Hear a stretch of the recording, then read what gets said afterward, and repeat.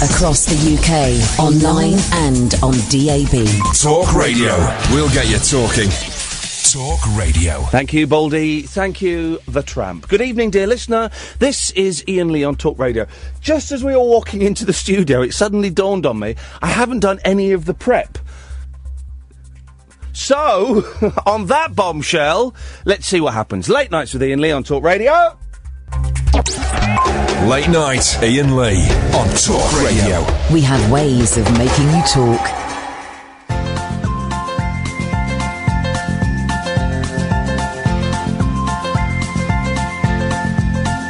There's a voice that keeps on calling me. Down the road, it's where I'll always be. Every stop I make a new friend. Can't stay for long, just turn around and I'm gone again. Maybe tomorrow I'll wanna settle down. Until tomorrow I'll just keep moving on. Down this road that never seems to end. When new adventure lies just around the bend. So if you wanna join me for a while, just grab your hat, come travel light, that's old style. Maybe tomorrow I'll wanna settle down. Until tomorrow, the whole world is my home. So if you wanna join me for a while, just grab your hat, come travel light, that's old style. Maybe tomorrow I'll wanna settle down. Until tomorrow, I'll just keep moving on.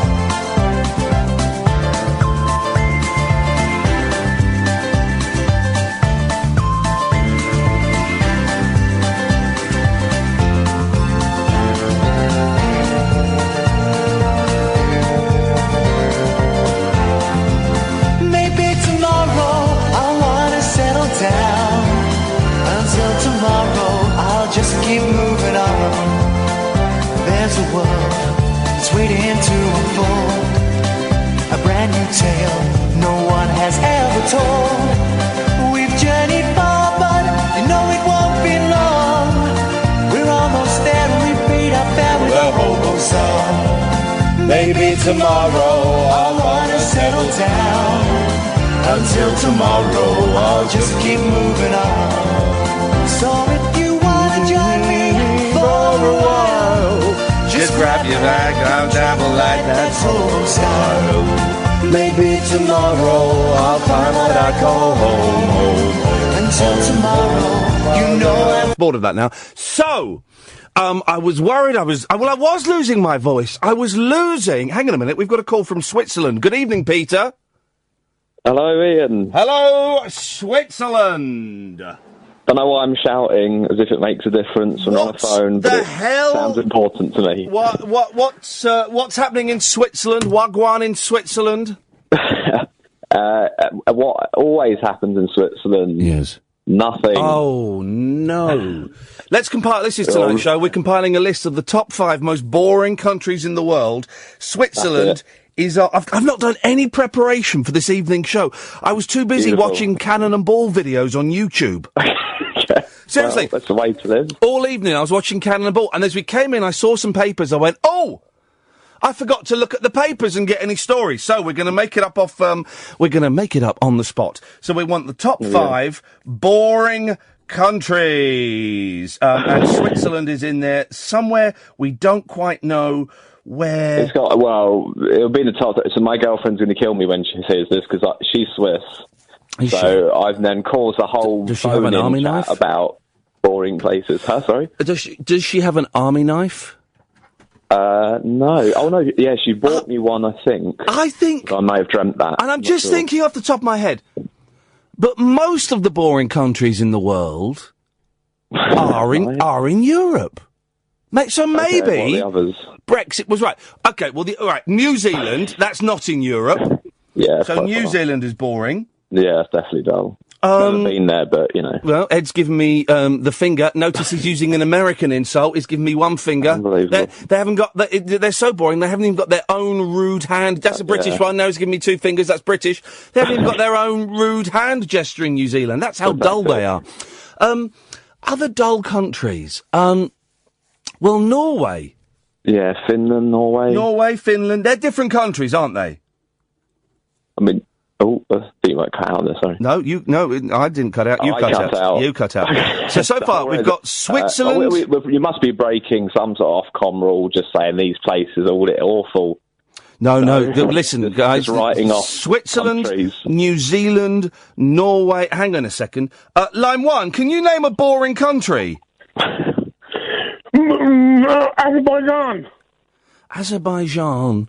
No, I would say that was quite exciting, Azerbaijan. Yeah, there's a lot Sounds going on. very... There's a lot of big underground movement, yeah. Very big underground... as you just said, big underground movement in Azerbaijan. Whatever that is, I don't even know what underground movement means, but, you know... Could be dance, could be drugs, right could be culture. Azerbaijan. Could be trains. Could be any of those things. Well, we're looking at 0344 499 1000. Peter's got us off to a cracking start. We need one more country to complete our top 5. Well, listen, I don't know if you heard the last 3 hours of radio. No, neither did anybody. So anything we do, we're going from a standing start. So anything we do will be better than the last 3 hours. 0344 499 1000 is the telephone number. Let's find one more dull country if we can, please. But Peter, that's not what you called in for, is it? What is it you called in for? Well, sorry to brace it. There wasn't really anything, but it's just that I last spoke to you, I think it was probably 11 years ago. I remember, yeah. Where have you been? Yeah, it was great, wasn't it? I remember it. I felt such a connection. You've ended up in Switzerland with your girlfriend now, have you? Yeah, no, well then... It's on the cards, wasn't it? It was always on the cards. Well, I was sat very lonely. I was sat in my dorm room at university. Yes. And you were doing that thing where people could be nominated to receive a phone call and you would answer any question. Oh, yeah. That anyone posed. Oh, we did a thing. Catherine, Kenny in Southampton... Sorry, 1 second, Peter. Kenny in Southampton has sent in a text. Can you give him a call, see if he wants to come on? Lee, you dull, boring, right-on, lefty fool. The mighty whale makes you look like the third-rate radio presenter that you are. With all your right-on, childish nonsense... Get out of the Mighty Whale's time slot. All you're good for, Lee, is James Whale's warm-up act. Now be away with you, man. Kenny in Southampton. Well, Kenny, great. Yes, she is. She's bold on the text. Let's see if she picks up the telephone when we dial it. I thought you said Kenny. It was Kelly, did you say? No, it's Kenny, but it's still a woman. Let's see if she picks up when we answer. Yes, I did a feature many years ago where people would email me their phone numbers and we would, at random, phone them up, and if they answered, they were allowed to ask me one question. Which question did you ask me? Well, there's two things about this. The worst thing about this was, and I'll admit this on Talk Radio, knowing that there are like tens of people listening, is that someone else was meant to nominate you. Yeah. I pretended to nominate. I pretended to be my brother nominating me. That's sad, isn't it? That is sad. That is pathetic. That is I was a 20-year-old man in my prime at university. that was the peak. Oh, what a surprise! Kenny's not picking up. An email saying, "Oh, can you call my brother?" And then, hang on, Peter. We're getting an update on Kenny. That's all right. I'll just peep that. Hang on a second. Catherine's going to tell me what Kenny said when she works out. There we go. No, when she works out how to turn the microphone on. Kenny bottling it. Kenny, baby, Kenny. Is this me? Yes. Yeah, this is me. Well, Kenny said, well, he didn't answer the phone. He picked up the phone and I could hear breathing. Kenny. I said, hello, Kenny. Heavy breathing. And I said, heavy. He was like... I said, Kenny, did you want to speak to Iain? I'd rather kill myself. I said, well, you don't have to go that far. I said, that seems a bit radical. Here's the thing, though. I said, I'll pop you through then. He went, no. Here's the thing. Kenny's still listening and will listen all night long. Heavy breathing, Kenny. Heavy. He couldn't believe it. It's the first time he's had a phone call from a woman that wasn't his mum. Anyway. An open mouth breather. Anyway, go on. So you nominated yourself for a feature. I nominated myself under the guise of my brother. Yes, that's no idea about any of this. Yeah, that's okay. And this is my wild university days. Crazy, remember? Man. Crazy Sat shit. alone. Yes. Local radio calls, actually. Yeah. And I think everyone else, I was asking if you'd taken illegal drugs. Well, not everyone. There was one person who asked me to list all the drugs I'd taken, Or your income, which is, mildly interesting. Yeah. I think I asked, which presenter at LBC did you like the least? I would imagine... just by listening to the show. I imagine I said Steve Allen or Anna Rayburn. No. Yes, the latter. Okay, right. Okay, wow, gosh, I must have just like turned into a... I don't know. But also, I wanted to ask Ian, because I listen to podcasts every day, and something popped into my head the other day. What happened to you possibly punching that lad in the face? Oh, it happened. Who offered you it happened. It happened. What? Yeah, no, it happened. It hasn't gone out yet, right? This is the thing, okay? I did say I was going to punch a listener. It has happened. Thank you so much for reminding me. I meant to mention this last week. So he's just been punched in the face. He's got nothing from it. No. It's not been aired or anything. We did it. We were going to do it over Christmas and we couldn't. Health and safety went absolutely nuts on our ass, right? But so we had to do it independently of the station. We did it in front of a selected audience. We did it earlier this year. It has been recorded, and we are. My bosses won't let me play it, right? So unbongoed. It is unbongoed. So Catherine and I are deciding. Well, right. So they won't let me play it on the air, right? So we are negotiating as to whether we can put it out as a special podcast with Talk Radio. Here's the thing. Denny, my boss, he's a nice guy, but he's a fool, right? He thinks that the image of me punching a listener in the face will cause the brand of Talk Radio harm. Madness. No. He doesn't. He's not. Anything. It's just going to get headlines. It's going to, it's going to be. Thank you. It's an old circus huckster trick, punching someone in the face. I mean, well, hang on. Although you've jumped the obvious thing here, is the young man still alive? Oh no! Listen, he is fine. He is fine. He spent the night in hospital. But no, honestly, he is absolutely fine. Right. So it exists. So Catherine and I really want to put it out under the Talk Radio banner because we think it will do us the world of good. Denny won't let us. So I think if the Talk Radio lawyers sign that off, I think you'd have to question even their judgment. Well, they gave James Whale a job. So we, if it doesn't get passed by then, we're going to put it out as an independent podcast. It will get out at some point. So it's happened. Some of the listeners to the show, literally it was a handful of people witnessed it, and it will get played out at some point. Whether it just be on the internet as an independent podcast, it will go out. Okay, yeah, I don't know, just popped in my head the other day and I Peter, thought, it happened. I know lots of people have been asking about that. Thank you very much indeed. So there we go, dear listener. There's the start of the show. What a humdinger it's going to be, huh? 0344 499 1000 is the telephone number. We call you back. We're compiling a top 5 list of the most boring countries in the world. So far, Switzerland, New Zealand, Norway and Finland. Dull, dull, dull. Who'd want to go there?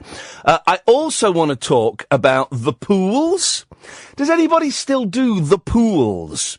Because the pools were a big thing when I was a kid, and I don't know if people still do it. I wonder if the lottery has beaten that. 0344 499 1000, and we're also finding the best introductions to rock and roll and pop songs throughout history. 0344 499 1000. Those are the topics, guys. You wanted topics?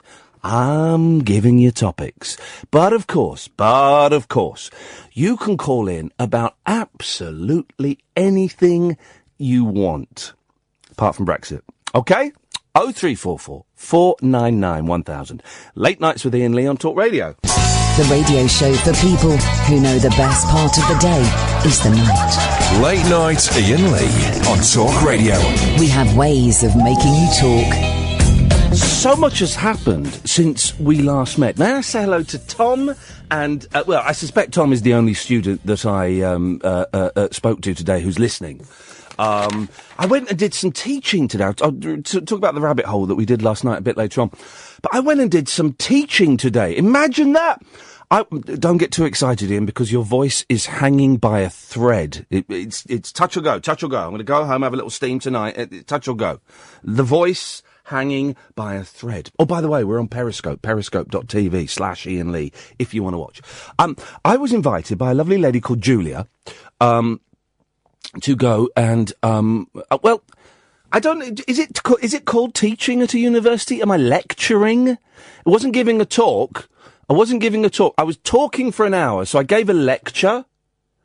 And then I fielded questions, and they had some good questions. And I tell you the question I love.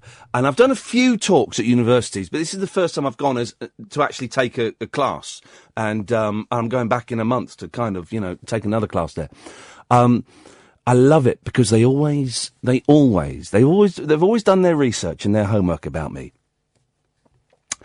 And they always rather nervously and rather timidly ask about getting sacked from the BBC. When you left the BBC, it was brilliant. I love it. And of course I'm not allowed to talk about it, so I don't tell them anything. But so I got to go and give a talk. I drove all the way to delightful Cheltenham. And it always makes me a bit sad going down that way, because that's where my dad lived for the last few years of his life, and it's where he died. And when we were driving down to see him for the last couple of times, we were there, and there's the roundabout where I would have gone left, and instead I went right. So I always get a bit of emotion. And I got to go and talk to, I think there were 15 of them, students at Gloucester University, about working in radio. I know me. What do I know about? I know about getting sacked in radio, but working in it for a consistent, extended period of time. And they were all, I think I've got this right. Tom will correct me if I've got this wrong.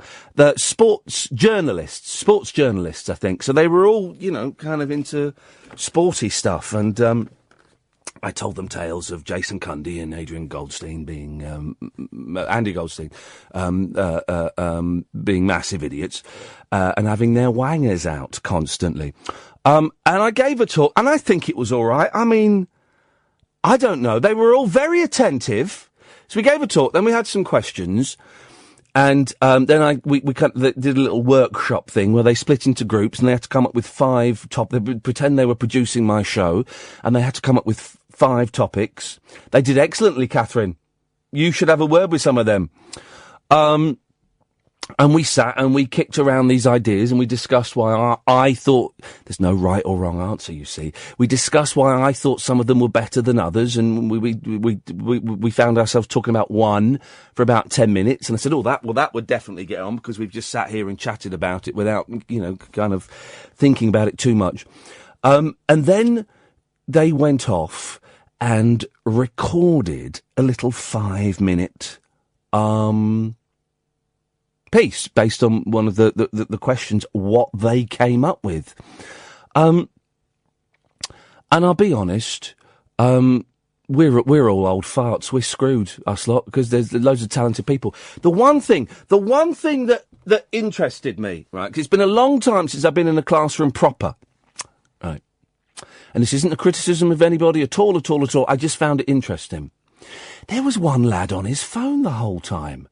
Now, when there's 15 of people, you notice one person on their phone. And it didn't bother me, I was down there and I'm sharing my experience and my knowledge. And if they want to, some of them wanted it, and, if they, but I just sort of, and I was talking to Julia, I said, the mobile phone thing's a bit weird, isn't it? She went, well, yeah. She's about my age. A bit younger, I would suggest, but we're of an age. She said, well, yeah, and it's a real tough thing in classrooms at the moment, is teachers and lecturers don't know how to handle the phone situation, and some of them, they ban phones outright, and some of them, they'll have like a phone break in the middle. But she says you'll notice that quite often young people in the late teens, early 20s, if they don't have access to their phone, they lose focus and attention, they get agitated. And I thought it was really interesting that, I do think, you've got like Alcoholics Anonymous and Narcotics Anonymous and Overeaters Anonymous and Gamblers Anonymous and Sex Addicts Anonymous and all these things. I do think that within the next couple of years, we're going to have, I don't know what you would call it, Smartphone Anonymous, Screen Anonymous, that's a good one, isn't it? That would work. Where people are addicted to, and I'm addicted to it. I make no bones about it. I'm addicted to checking Twitter and looking at my phone and emailing and tweeting and texting and messaging and updating stuff. So it's a strange phenomenon that is what they do. But saying that, They were a delightful group of young people. The thing is, and I said to Juliet, the thing is, the students now in universities, they're not students, they're clients. They're clients because of the money that's involved. They have to pay, I think, do they? Yeah, they have to pay for their course. Whereas when I went, we had the course paid for and I got a grant. I got like 400 quid a term or something ridiculous. And now they're clients, so you can't really tell them off too much. You kind of have to let them do their thing, man. But it was good. And of course, I got there, did the thing, and then I came back. I didn't get a chance to go around Cheltenham I didn't get a chance to look at anything. All I saw was motorway. Imagine that, Kevin. All I saw today was motorway. Hello? Motorway? Yes. Right. So you've been driving all day? Yeah? Could you hear me just a minute ago? Yeah. Right. And you heard what I was talking about? Oh, right, no. Yeah, I switched off, to be honest. Why was that? Why? Oh, I'm sorry, Kevin, I switched off on you.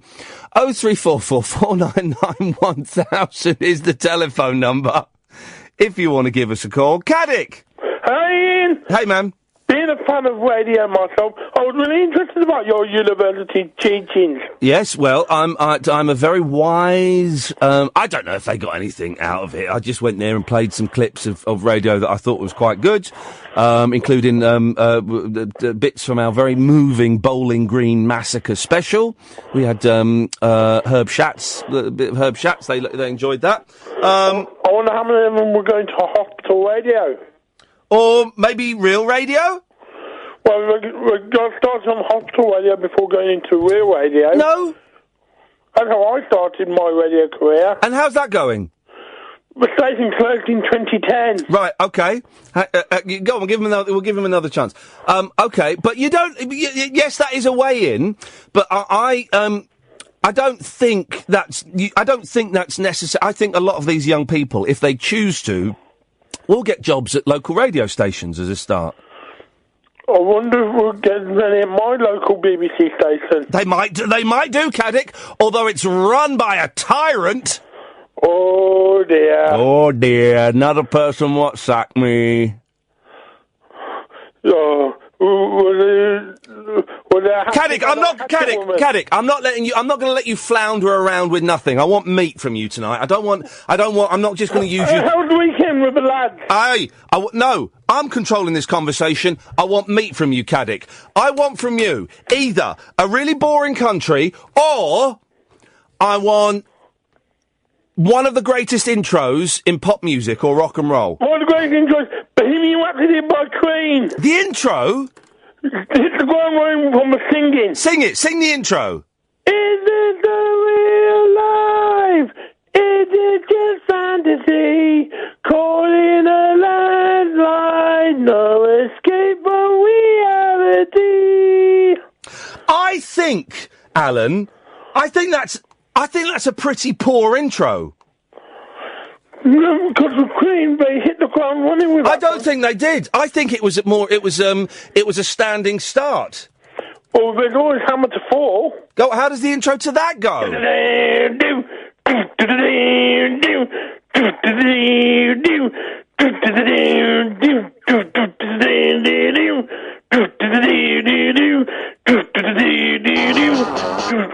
Now this is an intro. Listen to this. This is an intro. The King. Listen to that so you get the first two naked and then the drums come in. Listen. Hang on. Naked. Boom! Damn, boom, bam. Tambourine. That's all you need. That is better than the intro to Bohemian Rhapsody. Well, the Kings were masters of their time. The Kinks. Queen was. No, they weren't. Queen. No. The Kinks were indeed masters of their time. 0344 499 1000. Late nights with Iain Lee on Talk Radio. Late night, Iain Lee on Talk Radio. We'll get you talking. I don't understand this tweet. Why should I? I'm 43. From David Lister. Blaming technology for rudeness. 1 + 6 = 10. Phones are bad because of this in my life. Does anyone understand? David, a couple of things. First of all, it's not a tweeting show, it's a phoning show. 0344 499 1000. Second, what the hell are you on about, man?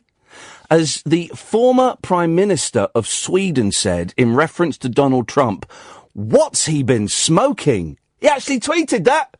Did you know this? I heard this on James O'Brien today. Sweden are brilliant, right? And they had that brilliant thing where they had a phone number and you could phone it up and it would put you through to a member of the public in Sweden. For one day, I believe it was the Prime Minister. Prime Minister, I'm guessing it's Prime Minister of Sweden. But you could talk to a citizen. Well, it's a citizen that runs the @Sweden Twitter handle. It's run by citizens, and you get a week to run it, and at the end of the week, it goes to somebody else. Just a Joe Public punter. Isn't that fantastic? Isn't that fantastic? Let's try Kevin again. Yes, Kevin. Hello, Iain. Good evening, Kevin. I apologise for not listening before. It just seems odd that you'd be on the phone waiting to come on a show and not listen. I was distracted by something, and that was what I was about to tell what was going on that was distracting you, Kev? I've called you before. I literally couldn't care less. What are you calling in about tonight? It's the same thing that I'm calling you about. Right, which is? Vaguely. Vaguely. It's not vaguely. Kind of. It was Kentish. Remember I told you about the old woman in Kentish Town that they weren't letting in the pub? Oh, yes, I remember that, yes. About the Bull and Gate. Yes. And stuff like that. Yes. So, obviously I still know that old woman, and I told her about you saying that you're going to try and get Cleo Lane. Oh, yeah. On the show. Yeah. She used to know her and John Dankworth. Did she? They used to be friends of her parents and stuff. So if you could get her on, it would just elate her. And if it was on, oh my God, I'm putting pressure on you now, aren't I? No. We've emailed her. If she wants to come on, she'll come on. But hang on a minute. If this woman doesn't listen to the show, all she's going to get is... To the show. No, she doesn't listen. So all she's going to get is you saying that Cleo Lane was on. Yeah, I told her. No, because... Oh, come on, mate. You know that she's trying to bark him mad. She doesn't, I know she can listen on the radio. She doesn't have a DID radio or anything. No, I've worked that out. That's why I'm saying she won't hear it. I don't understand why this is... No, you'd put it out as a podcast, obviously. Right. You'd put it out as a solo podcast, and I could go around to hers and play it to her. Okay. On my phone. Okay. Yeah. But also, if you're going to have her on, and it was going to be live, and I would be reluctant to put someone you describe as barking mad through to Cleo Lane. Come on. Oh no. Right. Okay. Do you understand why that might be uncomfortable for my guest? No, she knows it all. Apparently. Right. She knows it. Right. I'm beginning to wonder who the barking mad one is here, because you know. Okay. All right. Yeah. Yeah. Fine. Okay. It's all gone quiet. It's all gone a little bit uncomfortable, isn't it? Yeah, all right, never mind. Never mind. It don't always work. It doesn't always work. It doesn't always work. Thanks for calling. Cheers, Iain. Ta-ta.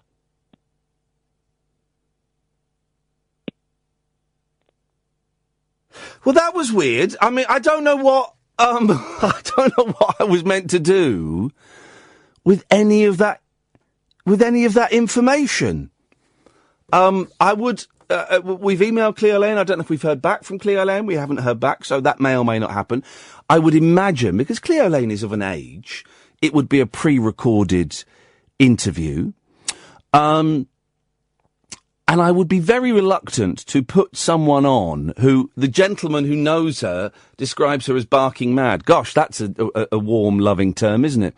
I would be reluctant to put her through to a guest. Speaking of guests, it's a week of legends. Actual week of legends. Tomorrow, 10 o'clock, live... Tommy Cannon, ladies and gentlemen, from Cannon and Ball. Tommy Cannon will be on this show live. On Wednesday, 10 o'clock, live, it's Chris Difford from Squeeze. Unbelievable. Thursday night, we got Bernie Clifton on the show. Friday night, Dave Mason. Legends. Don't shout, Ian, your voice is just hanging in there by a thread. Absolute legends. Next week... we got Mark Thompson, the scientist. It sounds quite dry when you say that. Not at all. He's amazing. He's going to come on the show next week. Did we have anyone else lined up for next week? Definite.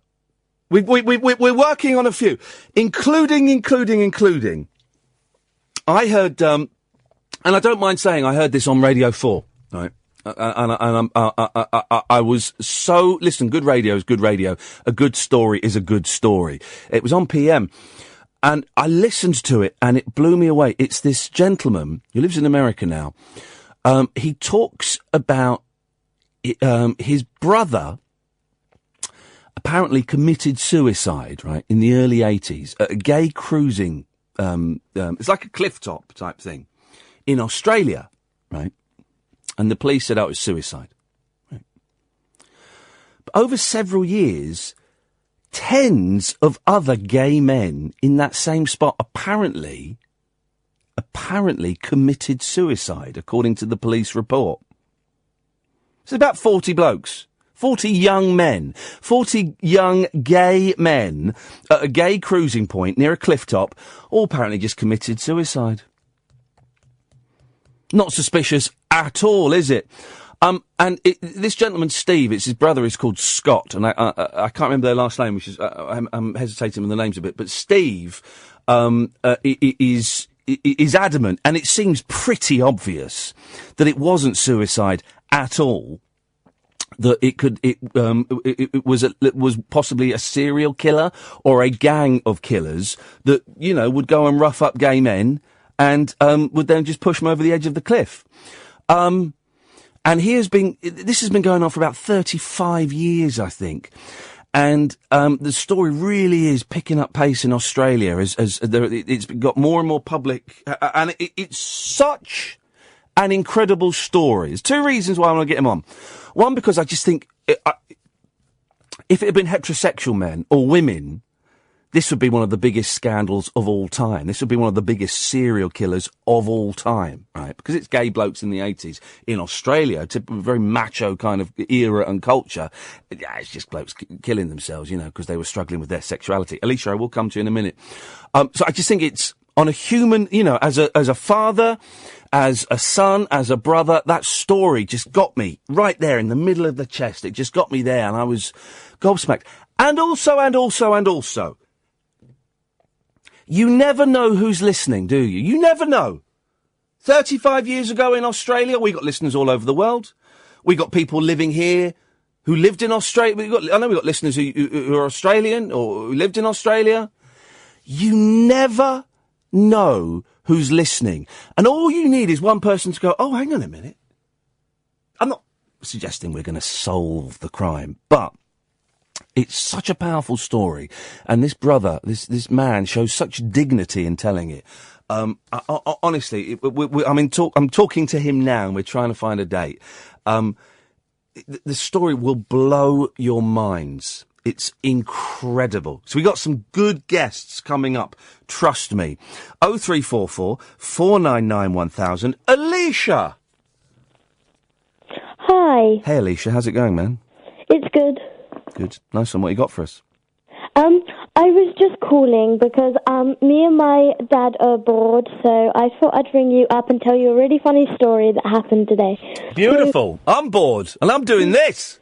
So basically, when I came down from my parents' house, yes. He had a drone and he flew up in the air. Dangerous. And he didn't know how to control it, so it went like miles away, and he had to run after it. So yeah. It got now. Was it an expensive drone or was it a cheap one?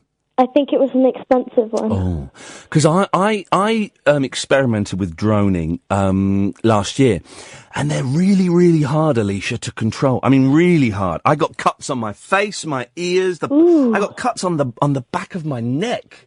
Imagine. So he couldn't just make it sort of crash land or anything. No. Oh. I think he did land it, but it went ages away. Oh. Ages away. Yeah.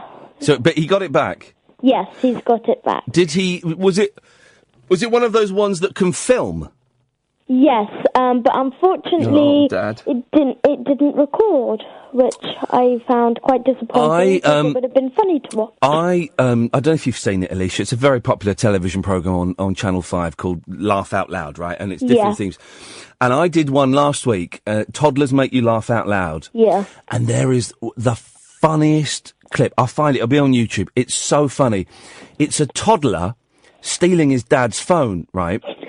But it's filming. And he's holding it, and it's filming his face as he's running away, holding this phone, and his dad's chasing him. And this toddler's got he's just laughing out loud hysterically and kind of waddling down the hallway. It's the funniest thing. I just imagine your dad doing the same thing. But the typical dad, he might... Hang on a minute. Half term's over. Not for us, it isn't. Really? Yeah. When do you go back to school? Monday. Next Monday. Hang on, have you had 2 weeks off, or has it just started this week? It's just started this week. Oh, okay. Well, that's exciting, because my boy's half term is finished. What you got planned? Well, tomorrow I'm going back down to my mum's, and I'll probably go out. Yeah. So you're spending time with your mum. You're spending time between your mum and your dad's, are you? Yeah, my dad lives an hour and a half away, so we drive down here, and I'm spending the night down at my dad's, and then tomorrow at 7 o'clock I'm going back. Okay. So how's that for you? Is that hard work for you, or are you all right with all that? I'm all right with all of it. Yeah, good. And how's school going? It's good, except from I'm at a really strict school. Don't know if you've heard of it, but King's. It's really strict. Yes. Is it how strict is strict, Alesha? What can you get in trouble for? You basically have to ask to take your blazers off. Oh no! You're not allowed to roll your skirts up, which most girls do. Good. If you do, you get a detention. Good. I agree with that. And if you do, I don't know if you've heard of bottle flips, but people who do bottle flips get 2 after schools and then the inclusion. What's bottle flip? A bottle flip is where you have half full of a bottle with water in it, and you try and flip it, and you've got to try and land it. Whoa! You get in trouble for that? Yeah. What kind of bottle is it? One of those sort of small water bottles? Like any kind of water bottle, a big water bottle, and how do you water bottle. How do you flip it? Well, you basically just get your hand and you flip it. So it's like you balance it on your hand, and you got to flip it up in the air. Yeah, and it's got to try and land. You get in trouble for that? Yep. That's outrageous. That is outrageous. Yep. Well, I'll tell you what. Why don't you go and do some bottle flipping now at your dad's? Go and do some bottle flipping. He won't mind. No. Alesha, nice to talk to you. Thanks a lot for your time. Yep. Take care. You. Bye-bye. There we go. What a delightful young lady. You see, when you speak to people like that, the world sucks at the moment, doesn't it? You speak to people like Alesha, you think, do you know what? Our generation, we screwed it up massively, but they might be all right. 0344 499 1000 is the telephone number. Boring countries, the best introductions to rock and roll songs, and bottle flipping. 0344 499 1000. Late nights from Iain Lee. Late night, Iain Lee on Talk Radio. We have ways of making you talk.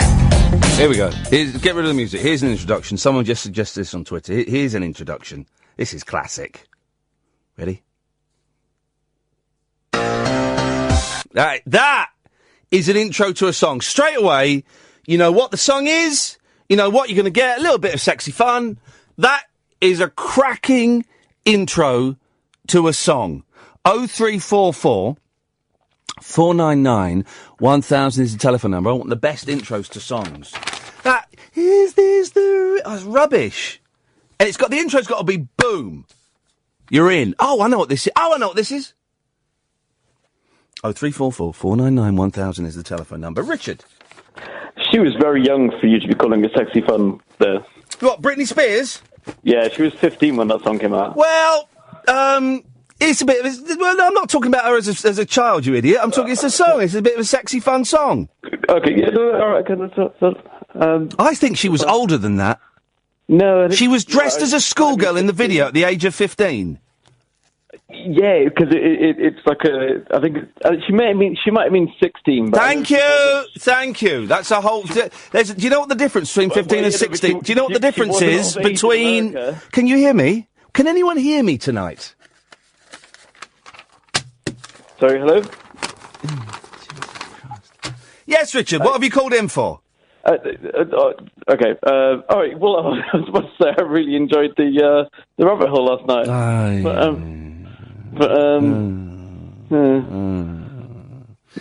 It was fraught with technical problems that were out of our control, and it got off to a rocky start. And I don't think we didn't pick up the speed as quickly as I would have liked us to. Well, it would be nice if you'd given them permission to turn the air conditioning on before halfway through as well. Well, I didn't know they turned it off. The guy, I was there. The guy gave you the opportunity to turn it on at the beginning.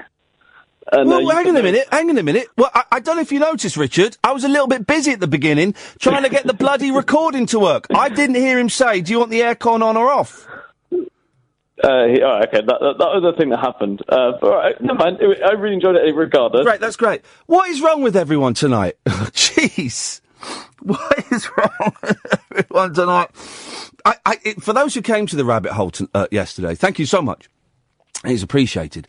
It was fraught with tension. I didn't hear him ask about the aircon. Did you hear him, Kath? I didn't hear him. I heard him ask during the interval, do you want to try it? And I went, yeah, okay. For those who don't know, The Rabbit Hole is a podcast that me and Kath do. You can get it on iTunes and Acast and Pocket Cast and all those things. And we record it. It's a phone-in show recorded live in front of a studio audience. And we do it this great place in Islington called the Bill Murray. And we did one last month and it went superbly well. And we did one this month. And just as we were about to start recording, I had my headphones on and I was listening to what we were recording and there was a buzz. And you geeky technical people will know what I mean. When we're talking about a buzz, and I was listening, I was thinking, can we get away with this? And no, I don't think we can get away with it. And I had to stop everything. Just as we were about to jump off the edge. I had to stop everything. And, say to the talented young people that run the venue, there's a buzz here, man, and we need to get rid of it. And it took about 35 minutes in a room full of 100 people, and it was hot. And it was tense, and then Periscope, and so I'll be honest. The first hour, for me personally, I can't speak for Catherine. We'll get her take on it a bit later on in the evening. I can't speak for the ladies and gentlemen what came in. The first hour was a car crash for me because it was 35 minutes trying to get this buzz fixed. And then the brilliant Dan, the DC DJ, kind of came up and said, I think I might know what the problem is. And of course, he did. And he solved it. And now I know what the problem was. You kind of go, right. It was that. But everybody who came and everybody who sat there was very patient and was very generous. And by luck, I had brought my ukulele and managed to fill by playing 3 out of the 4 chords to a Beyoncé song and a couple of other bits and pieces. So we filled like crazy. And we were hoping we'd get 4 podcasts out of it. We'll get 2. We'll definitely get 2. We might be able to squeeze 3 out. But because of the heat, and because I was getting very frustrated with the technicals, and with the people who were sorting the technicals out, even though it wasn't their fault, they were doing the best that they could. For the first half hour recording, I was in a really foul mood. I was in a really foul mood. It was not, and being angry, for me, is not a particularly conducive mood to be in, to be funny and creative. And because of that, I was swearier than I would have liked to have been. It was quite sweary last night, and Catherine's going to work some magic and get rid of some of those swear. I don't mind the odd swear, but there was a lot of F's in there, and we didn't need that. There was a lot of kind of rambling from both of us, I would suggest, that wasn't particularly funny and wasn't going anywhere. And I forgot to keep tweeting. So it knocked the record times off, so when people were expecting to phone in. And I meant to keep tweeting, you can phone us now. Or just while Kath was talking, I meant to keep going, you can phone us now. And I forgot to do it. So we didn't get as many phone calls as we would have liked. So it was kind of... it was fraught with difficulty. Everybody who came was wonderfully patient and was delightful and you know, said nice things, and we talked about possibly offering partial refunds and things, but everybody was very generous. Loads of people have sent loads of pictures, which we're putting up on the Rabbit Hole Facebook page. I should say, final thing, and then I'll go to you in a second, Will. We're doing another one at the end of March in London at this venue. Don't worry, there won't be any technical problems, because I know what the problem was. So we're doing one at the end of March, there, and plenty of tickets still available. And also, on Saturday, May the 6th, we are venturing out of London, as requested by you, to is it called the 3 Minute Theatre in Manchester? Manchester, England, across the Atlantic Sea. What is that from? Oh, it's Hair, of course. I'm a genius, and I believe in God, and I believe that God believes in Claude, that's me. Oh, I must listen to Hair. That's what I'm going to listen to tomorrow, is Hair. So we're doing it on Saturday, May the 6th. We are coming to Manchester with the Rabbit Hole. Plenty of tickets available. I say plenty, it's a small venue that holds about 60. So I'm hoping... Well, here's the thing, right? It'll either sell out really quickly and we know we are welcome in Manchester and we have listeners in Manchester, or we'll just stick with the 4 tickets that we've already sold and it'll be a nice, intimate evening, me and Kath and 4 others. Who knows? We may bring a goldfish bowl. I don't know. We'll see. Chuck your keys in and see what happens. I don't know. So it's a punt. Ticketsource.co.uk/Iain-Lee. I'll tweet the link in the next break. Ticketsource.co.uk/IAIN-LEE. Good evening, Will. Hello. Now let me take you off of speakerphone. Thank you, Will. Like it, hello. Oh. I do like intros to songs. They're usually the best bit, aren't they? I think they are. The bits, okay, if the intro is the best bit, what would you say is the worst bit? I'd say the guitar solo. Tough one. But I play the piano a little bit, and quite often I'll just play the intro to something, and then I can't be bothered with the rest. Yeah. I'll just change. I'll get bored of that and play the intro. You get a good intro, and you could do anything after it. I don't care. It's all about the intro for me. I'm also one of those people that reckon they can spot the song from like the first beat or the second beat. I can identify things. You reckon? Yeah. Well, that sounds like a challenge, mate. I've opened myself up for that, haven't I? You've opened yourself up. All right, let's have. We're going to have a little challenge. Right. Okay. Now, I'm playing these off of uTunes, so I don't quite have the control. uTunes? uTunes.com, guys. It's my new musical website. You're all welcome. Off of YouTube. So I don't have the control I would like. Here we go. Can you tell me what this is? Did you hear that? I did, but it's a little bit difficult down the phone. Oh, hang on a minute, Will. You just said you could get... Right. Okay, I'm gonna... Hang on, let me wait for the audio to come through on the computer. Hang on. Okay. Oh, might be a few seconds. Doesn't matter, we can wait. Oh, you got quite a lot of delay there, actually, especially through the internet as well. Yep. I'm gonna play it again. Here we go. You ready? Do you need any more, or is that enough? Well, give me 2 beats. Okay. I'm going to say it's a song I don't know, because I probably would have spotted it if I know the song. Really, mate? Yeah. You don't know this?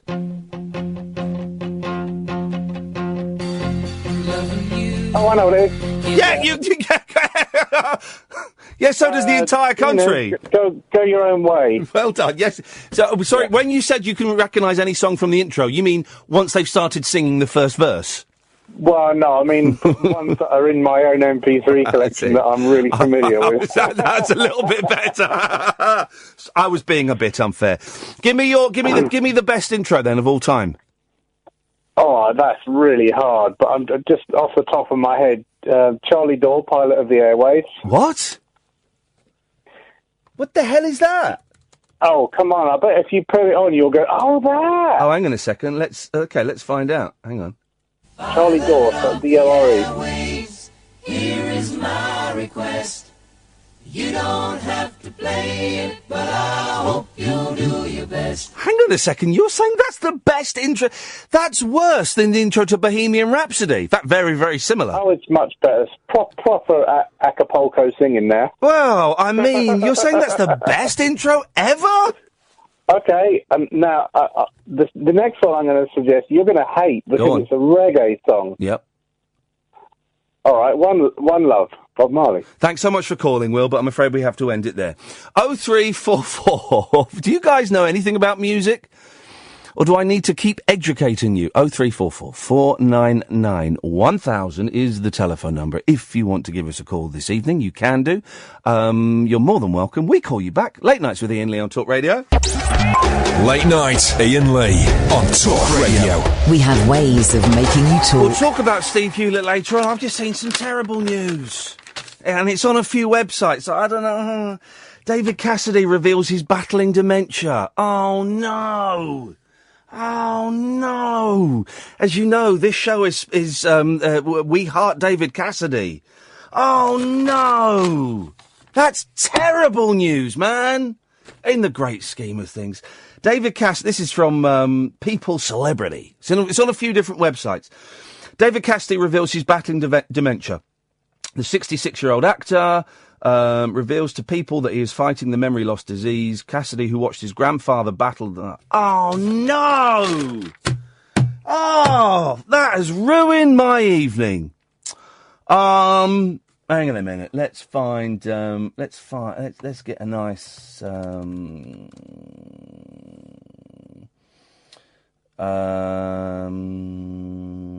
let's get a nice David Cassidy song to... here we go, let's have this.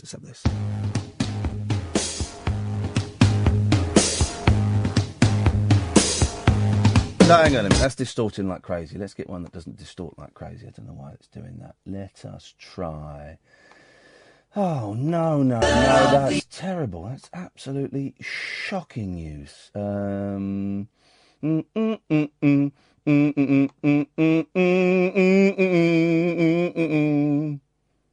think they're all going to be a little bit low. I'll tell you what we're going to do. Hang on a minute. Dan, what are you called in for, Dan? Song intros, Ian. Yes. Okay, 3 good ones. Yes. The Who's and Baba O'Reilly. I always confuse Bubba O'Reilly with Won't Get Fooled Again. So remind me how Bubba O'Reilly goes. Yeah, I know that one. Okay. Yeah, that's a good one. How about Suggs and the Madness Band? You're going to have to pull something out of the hat after those few words. Our House or House of Fun? I'm not going to allow that.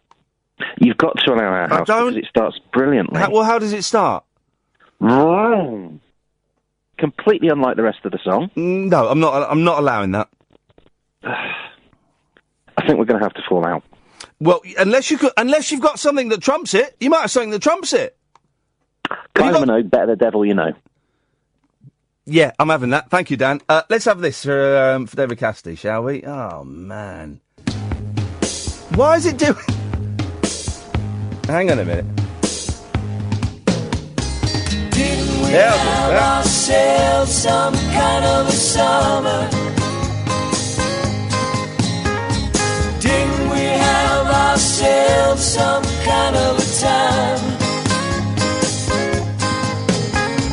Guess I never took the time to tell you how much I love you. You and the road keep flashing through my mind.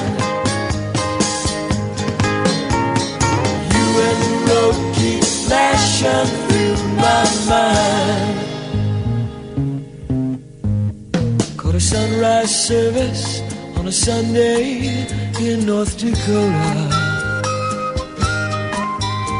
Imagine you and me singing in a gospel choir. Spent a rainy night on a river in Oklahoma. Saw the northern lights on a Minnesota night, and our souls went a little bit higher. Didn't we have ourselves some kind of a summer? Didn't we have ourselves some kind of a time? I guess I never took the time to tell you how much I love you. Oh, you and the road keep flashing through my mind. You and the road keep flashing through my mind. The oldest Soto died on a hill it couldn't climb in Montana. The kid who bought the wreck said, what the heck, I'll give you 35. So we were on our own, had our thumbs to take us home to California. By the time we made Denver with our truck driving friend, we had wheels on fire. Didn't we have ourselves some kind of a summer? Didn't we have ourselves some kind of a time? I guess I never took the time to tell you how much I love you. Now you and the road keep flashing through my mind. And the road keeps flashing through my mind.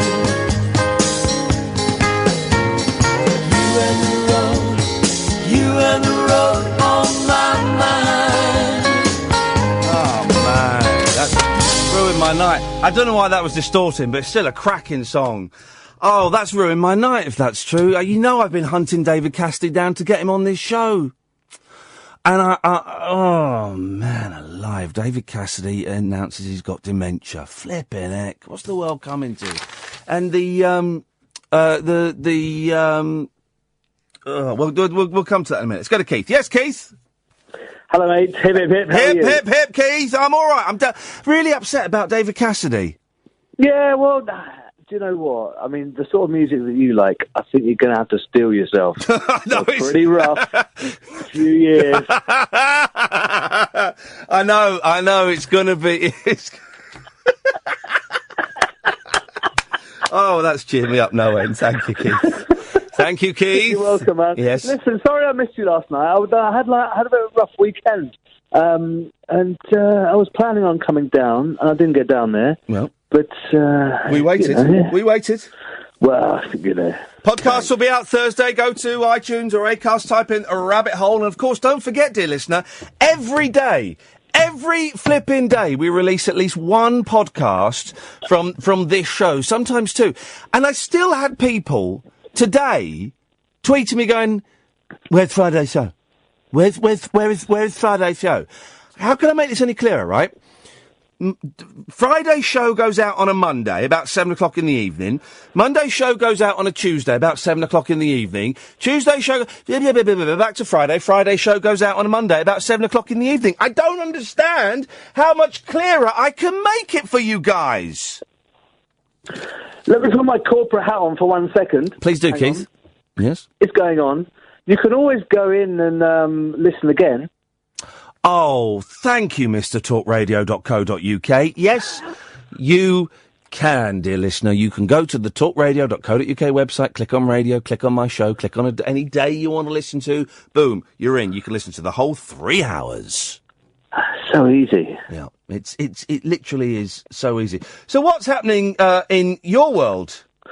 Let's not talk about it. Let's talk about intros. Yes. So, I wanted to defend the honour of Madness, and I think they have possibly got the greatest intro to any song ever. Keith, would you like to declare your interest, or do I have to call you out? A friend of mine's in the band. But, a friend of his is mad, and is in madness, is what I was trying to say in a clever way, and I couldn't think of a clever way. Keith is friends with madness. So, Keith, with that in mind, let's hear your entirely unbiased sales pitch on the best intro of all time that comes from Madness. I mean, I wouldn't call it a sales pitch because those guys are doing considerably better than all of us put together. Yes, I know. Go on. But the song "Shut Up." All right. It starts. Sing it to me. Okay. So if you think about the video starts with a piano dropping from a great height, right. And it goes.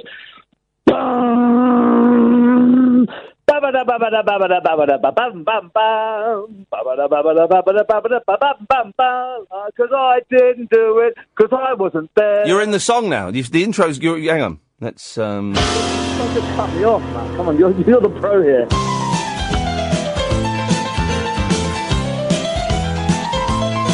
Terrible. Why is this distorting so badly tonight, guys? This is crackling like a crackling thing a lot. I don't know what the hell is going on. I'm going to clean this with... It's your end, not mine, guys.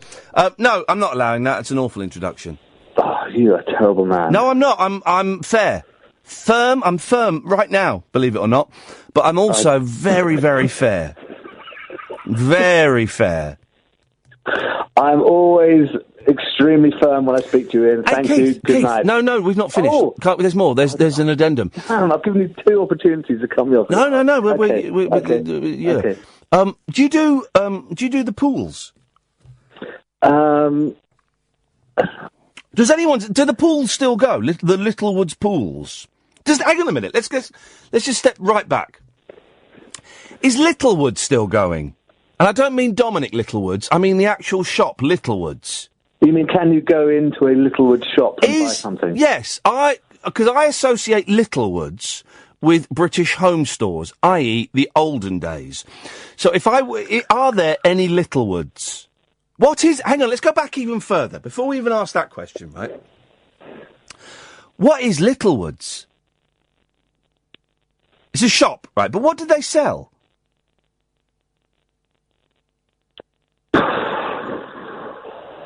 Is this a Mandela effect? I'm not even sure Littlewoods actually existed. No, I remember the logo. The logo, wasn't it like someone waving?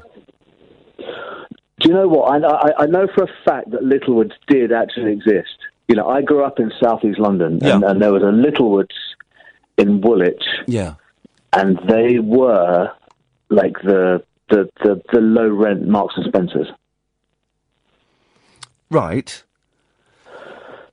Yeah, okay, so it's closed. I don't think they exist anymore. They don't exist anymore, okay. But do the pools exist anymore? Okay, so Littlewoods was a closed shop, we can zoom in. We don't think they exist anymore. We can zoom in even further. Can you still do the pools? Yes, you can. Okay, fine. That's that sorted. But I'm imagining you do the pools online. You don't have the pool man coming round. No, but you must be able to, go down to, Bill Hill or any of the other betting shops and go and do the pools there.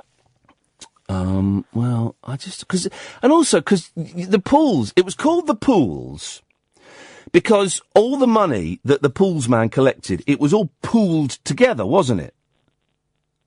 Yes. So, back in the 70s, when my dad did the pools, and the pools man came round, and all the money was pooled together, everyone was doing the pools. So, the pool was very, very big. Millions of pounds. So you could win £1 million on the pools, right? But nowadays, I can't imagine there's many people still doing the pools. So the pool of money can't be that big. So what's the point?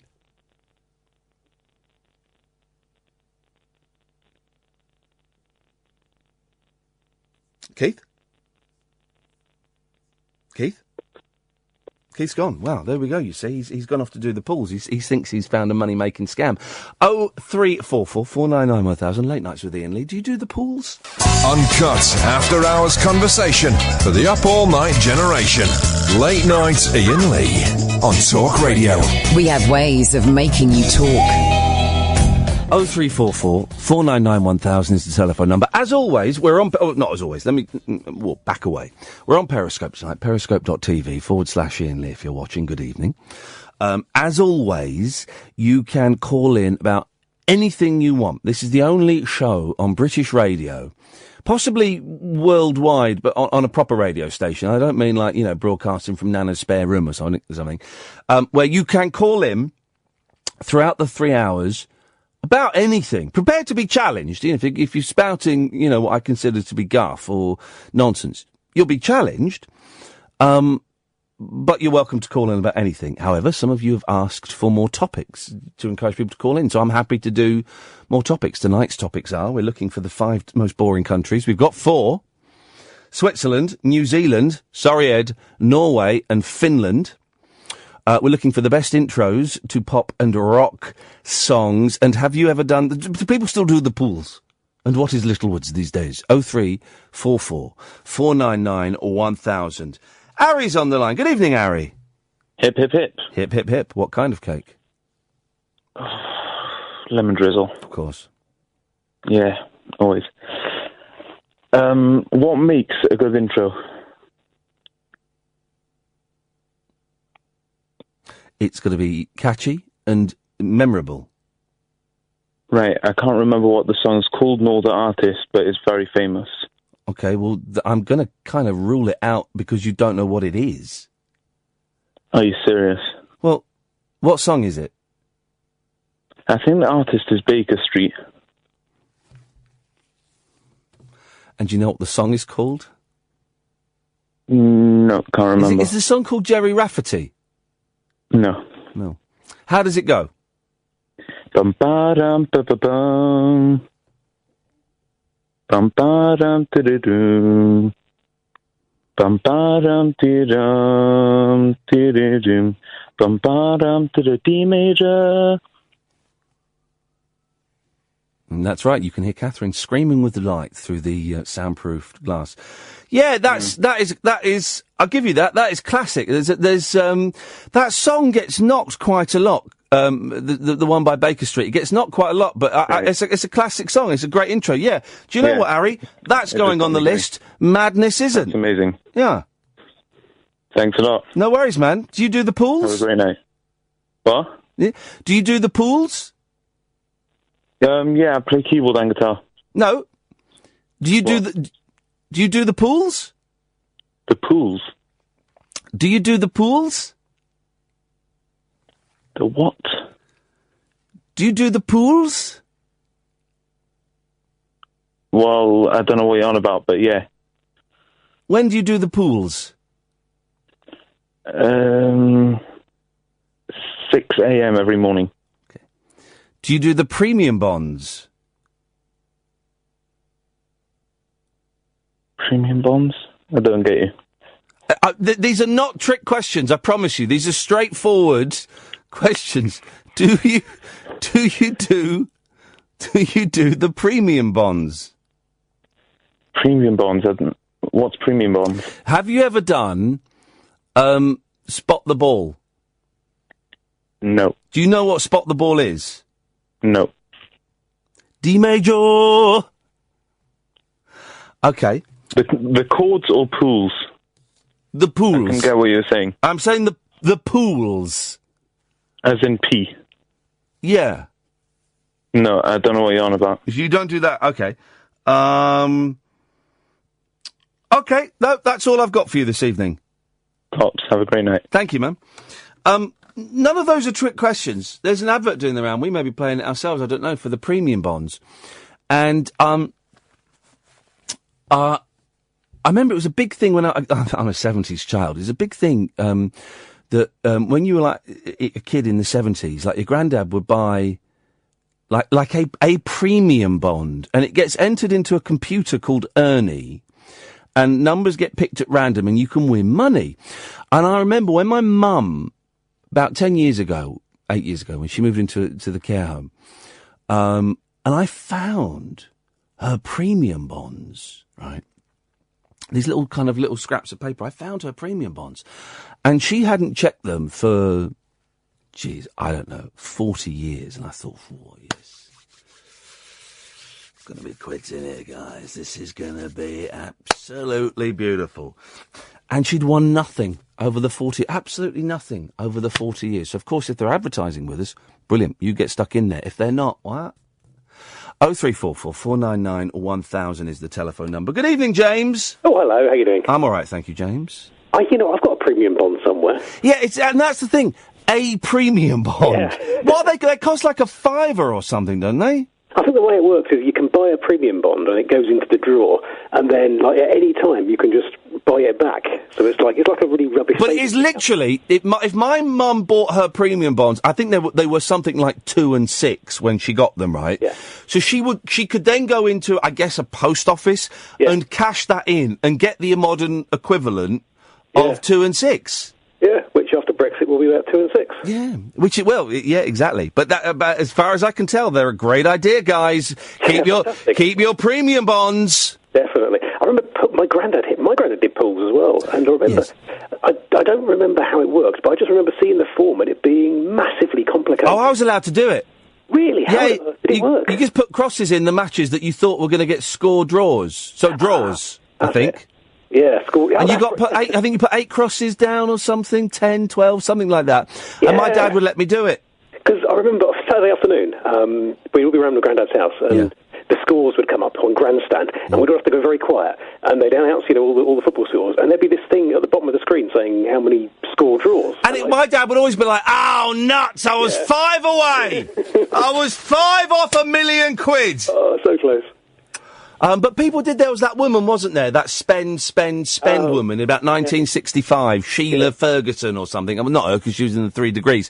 But she was like the first person I think in this country to win £1 million or something. That sounds right. Yeah, and then she did it all and ended up on a market stall or something. Yeah, something like that. Good for her. She spent. Enjoyed it. Yeah. But now it's I guess the lottery kicks that into touch. Yeah, I suppose it's a bit easier than trying to figure out. Spot the ball as well. You mentioned... Remember, there was it would be like a photograph of a football match. Yeah. But with the ball, How did they get rid of the ball? Because this was before, Photoshop and stuff like that. And it was all newspapers, all local newspapers had a spot the ball competition. Spot the ball, win a £5. And you had to put an X where you thought the ball was and send it in, and whoever was closest won a £5. And they managed to get the ball out of the picture somehow. How did they do that? Because they didn't have technology. I always wondered that, yeah. Because I saw this... obviously, with everything else, with things like bingo and all that, there are professionals that do this sort of thing, they make a living out of this. I saw once somebody had a spot the ball stamp, because they were really precise when they were judging the main spot the ball competitions. You had to get it exactly, on the ball. So you could buy a stamp which had 100 crosses on it, and you could stamp where roughly you thought the ball was, and then one of those crosses would be, hopefully in the right place. Yeah. So I'm arguing with someone on Twitter. Hang on a minute. That always works out well. I don't get why you... Hang on a minute. Oh, go on. Oh, flipping. Are you starting a beef? I don't get why you don't understand what you said might be offensive.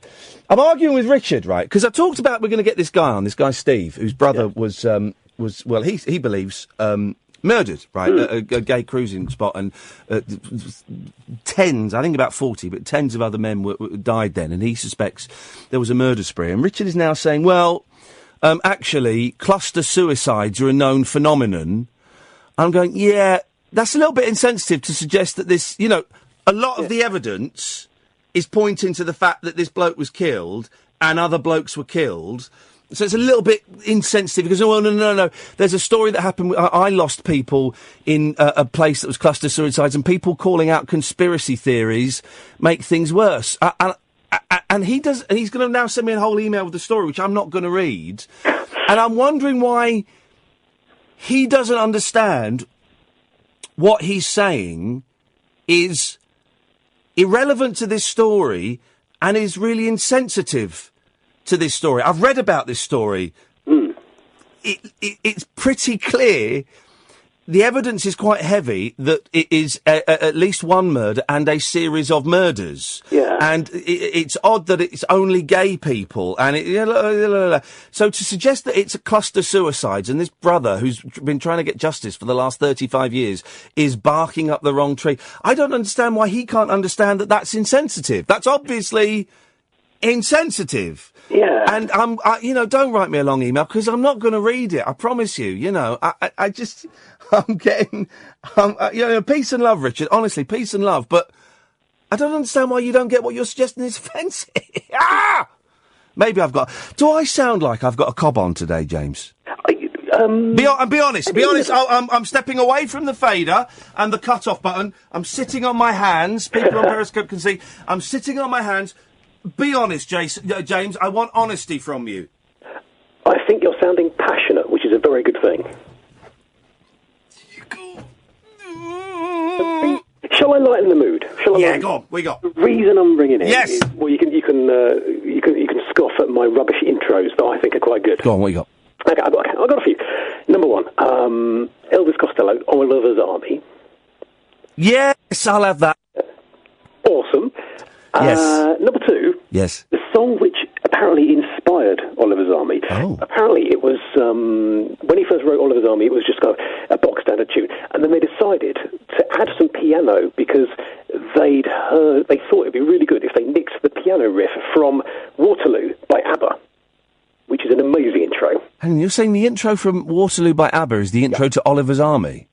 Something along the piano in Waterloo was borrowed for Oliver's Army, yeah. Wow, that's fantastic. It's a good couple of tunes to be borrowed from, isn't it? I like that. I'll have that. I'll have that for $1.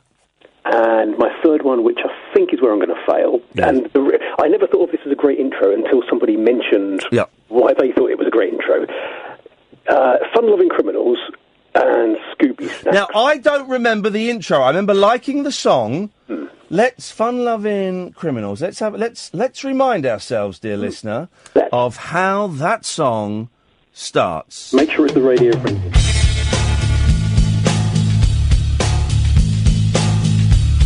No, rubbish. Hang on a minute. That's the intro. Fair enough, it's a bit rubbish, but the reason it's a good intro, I think, is because it's so memorable. Yeah. When it's basically, somebody once described it as the sound of a milk carton falling down some steps. It's that doo, doo, doo, doo, doo, and you know immediately what it is. You just did the EastEnders doof doof doof. Oh yeah. Yeah, thank you very much indeed, James. 0344 499 1000. Late Nights with Iain Lee on Talk Radio. Late night conversation worth losing sleep over. Iain Lee. On air and off the leash. On Talk Radio. We have ways of making you talk. Now, Richard, I'm tempted to mute because I haven't read into this, so all I know is what you said, which sounded a lot like what I heard 10 years ago about the cluster suicides. Mate, peace and love to you, but I'm sure you appreciate the way you talk about stuff like this can affect people. Yes, I know. But I don't understand why you can't see what you've said could be interpreted as offensive. I don't see how you can't see that. It's obvious. It's obvious to me that you instantly declaring cluster suicides or even mentioning it. This guy's brother, he's convinced, was murdered, right? So, oh God. It just seems obvious to me. It just seems obvious to me that to go to post. Well, yeah, could be cluster suicides. You know, you've got your experience with it, and I'm really sorry, and that's terrible. But to say it could be cluster suicides, and then to say people that come out talking about conspiracy theories makes it worse, well, that's aimed directly at this guest that I'm really desperate to try and get on the show, and is really insensitive and offensive. I don't...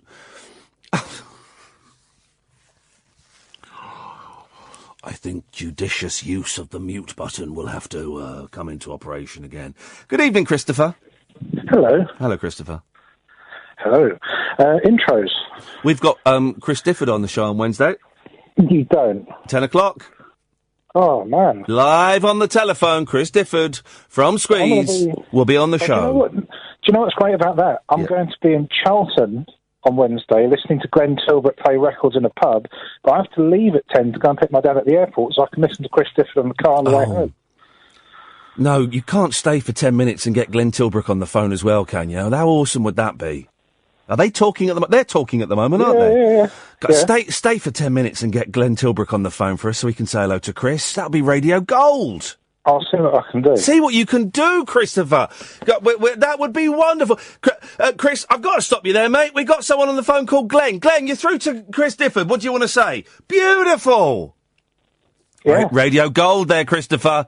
Radio Gold. Radio Gold. I'm looking forward to that. It's great. Tomorrow we got Tommy Cannon on from Cannon and Ball at 10 o'clock. So my research was just watching loads of Cannon and Ball sketches and laughing a lot. We won't dwell on the sketch that involved a song about Pakistanis, but the rest of it had me laughing out. I was lolling, proper lolling. And the research I'll be doing tomorrow, listening to Squeeze songs, brilliant.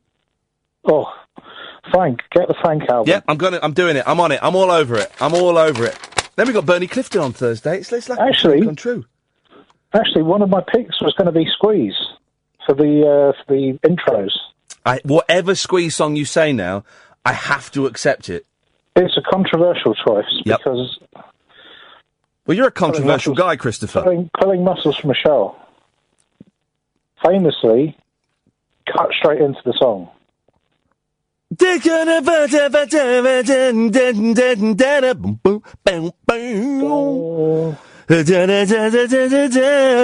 Harold Robbins paperback. I'm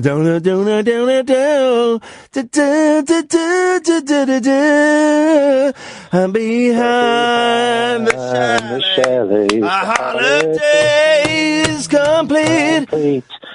But I feel like William Tell made Marianne on her tiptoe feet, pulling muscles from a shell. Pulling muscles from a shell. Boom, boom. Yeah, I'm having that. Boom. Oh, that's good. I did well there, didn't I? You did very, very well there. Okay, here's where I ruin it slightly. No More Heroes, The Stranglers. Is that... Yeah,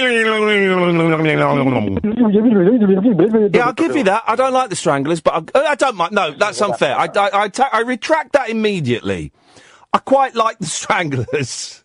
And I span on a coin there, didn't I? I quite like the Stranglers, and yes, we'll have that in, definitely. Also, you could have... da-dum, da-dum, dum, dum, dum, da-dum, da-dum, dum, dum, no, because that's straight into the song. Well... It's a good... Well, hang on. It's a good intro to a song. Oh, hang on about... Da-da-da, boom, da-da-da-da, can I just say... it turns out the Stranglers have got the best intros. Anybody else that phones in with intros has to sing them. I don't know what the song is. I don't know what the band is. This is how an hour and a half into the show I've worked out how to make this interesting.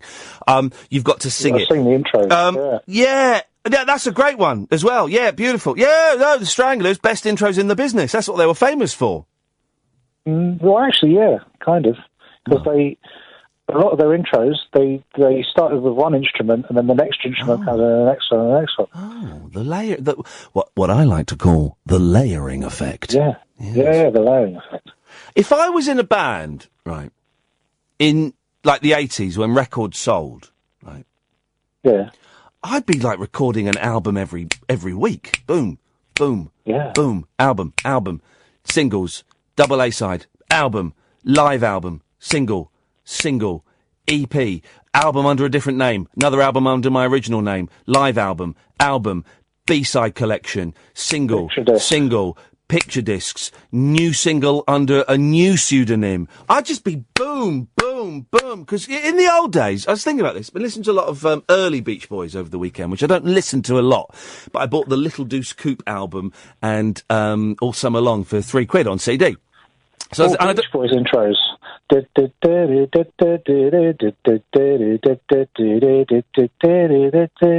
not a song. Yeah, it is. What song is that? God, I don't know. Jeffrey Foskett used it. He sort of. Right, now we're getting geeky. We're getting uber geeky now. Let's back away from the geek a little bit. Through my window. Well, okay.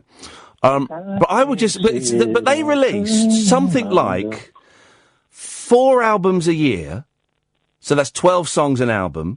Couple of cover versions, a couple of instrumentals, but four albums a year, plus singles that weren't included on the albums. That's insane.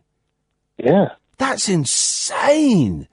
And now bands, Coldplay, it takes them 3 years to make a record. Get off your arse, you lazy gits.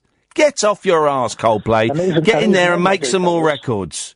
Well, don't, actually, not Coldplay, because they're rubbish, but, anyway. Well, thanks for that, Christopher. Listen, I look forward to speaking to you on Wednesday when you make rock history by getting, Glenn Tilbrook to phone up Chris Difford. Something like that, Nice one, mate. Thank you very much indeed. 03444991000. Jim, Craig, stay there. Come to you after this. Across the UK, online and on DAB. Late night, Iain Lee on Talk Radio. We have ways of making you talk. Oh, they've cancelled Milo's book. That's a shame, isn't it? That's a shame. Still, it'll give him more time to go round noncing. 03444991000. Late nights with Iain Lee. Let's go to Jim. Good evening, Jim. Good evening. How are we? Well, apparently I'm in a bad mood tonight, and I don't know why. I don't know why. I've had a good old day. I'm tired. I'm tired, Jim. It's only Monday, and I'm tired. I can't do it anymore, Jim. Well, for the first night in that long time, I'm not tired. I worked so hard, but tonight I'm on holiday, so I thought I'd give you a ring. Now, when you say you're on holidays, is it just for today, or have you got, like, the whole week off? I've got the whole week off. Last week I did 85 hours. Oh, flipping it. Are there even 85 hours in a week? There's over 120 hours in a week, but, yeah, last week... Well, in that case, you should have been working harder! Well, I should have been working hard, but I did drive 2,000 miles as well. And I would drive 2,000 miles. So what have you got? Have you got anything planned for the week, Jim, or are you just going to let it happen? I'm going to see my mum on Thursday. Yep. And I'm fulfilling one of my biggest ambitions this evening, speaking to you. Hey, there we go. Well, I suggest that everybody aims a little bit higher, but I'm glad you've called in. I sent you an email on your email form thing about 7 or 8 months ago saying that I wasn't going to ring in because I've got a stutter. Oh, yeah. I'm that Jim with the stutter. Okay. And I've done it tonight because I'm wide awake. I thought I'd have a go. And let me mention this, right? Because we had a few people. We've had a few people getting in touch about how they want to come on the show, but they're a bit nervous because they've got a stammer or whatever. Everybody's welcome to call in. And we've got, the show is 3 hours long, so if it I'm quite happy to sit with one call for 3 hours if that's how long it takes them to get a sentence out. Now, someone also tweeted me, about, and I think they were asking for themselves, and I think it was a genuine thing, about, if they have the Tourette's. Now, not all Tourette's is swearing, it's about 10%, but if they have the Tourette's that, causes them to swear, are they allowed on the air? And the answer is yes. Now, I think me and Catherine would have... I've spoken to people with Tourette's and the swearing Tourette's. Do you remember that fella that won Big Brother that had Tourette's? And I was... don't watch a lot of telly. No, it was... The last thing I watched on telly was something called the 11 o'clock show. Oh, mate, well, you really do need to get a life. Nothing worth watching. But this fella, he had Tourette's, and he came on this radio show that I was doing, and he was swearing a lot. And I went, hang on a minute. That wasn't a Tourette swear. You're just swearing then for the sake of swearing. And I said, look, you can't do that. If it's a Tourette swear, it's fine, because we announced that he was coming on and we announced that he had this condition and that there was going to be swear. Because it's equal opportunity. So if it's a Tourette swearer, me and Catherine have to... We'd know if someone was putting it on. You can tell if someone's putting it on. So that person, with a fair warning, before the conversation started, they would be allowed on, of course, because it's a disability. So everybody is allowed to call in. Is what I am saying, Jim? Why have you called in? Because I've been worried about trying to call in. I did email to tell you that I wasn't going to call in, and you told me that I ought to. So I hope I called you a bottler. I finally got this echoes to. Can I suggest a track to play in between? Yeah, and don't think I'm going to let you off lightly just because you got a stammer. If it's rubbish, I'm going to tell you it's rubbish. Symphony de Tourette's by the Manics.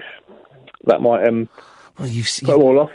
Well, I don't know this song. Let me. Has it got swearing in it? No, it says no. It hasn't. It hasn't. All right. Well, this better be good, mate, or you're in big trouble. Hang on, there's an advert. Symphony de Tourette's. I've got it. Anyway, hang on a minute. Hang on. Let's have a listen. Is that the intro? Yeah. Rubbish. I'm not having that. We're talking about some of the greatest intro. That was as loud as it went. Hang on. That's it. It starts off quiet.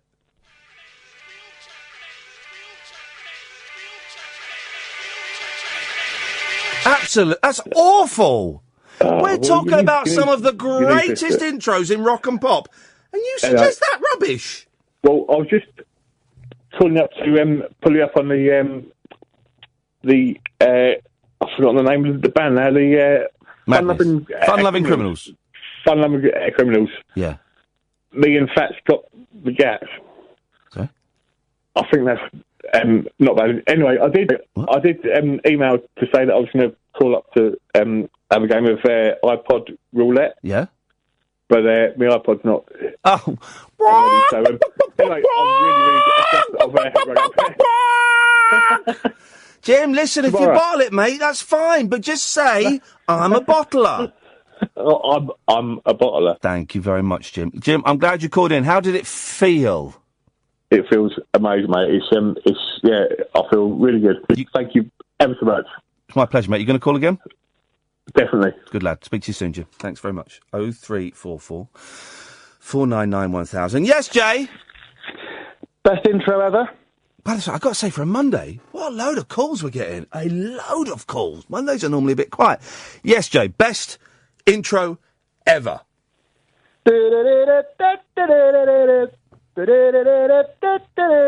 Stop. Collaborate and listen. Yeah, do you know what? I don't think... that's the best intro ever so far.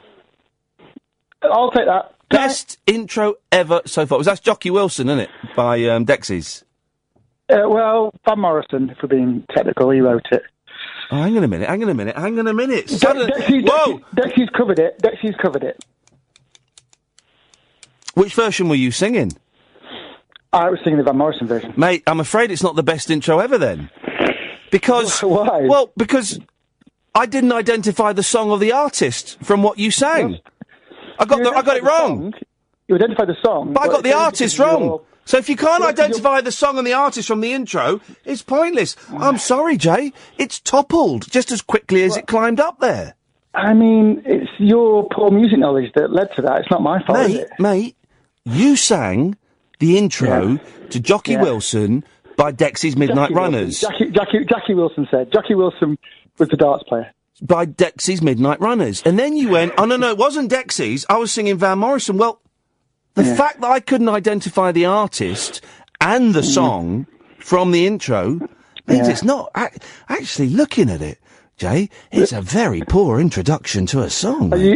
Are you being grumpy because you got caught out with your porn music knowledge? Do you think that's having any bearing on your No, not in this instance, Jay. No, not really at all. Sure? No, I'm absolutely spot on. That a good for an intro to be considered the best intro in the world, everybody must be able to name the song and the artist.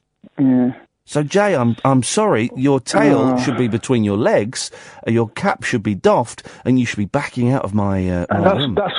That's why I said good night when I was on a high. I should have just left it there, and then I shouldn't have carried on the conversation. You shouldn't have done, mate. You got cocky, you got greedy, and you fell on your bum.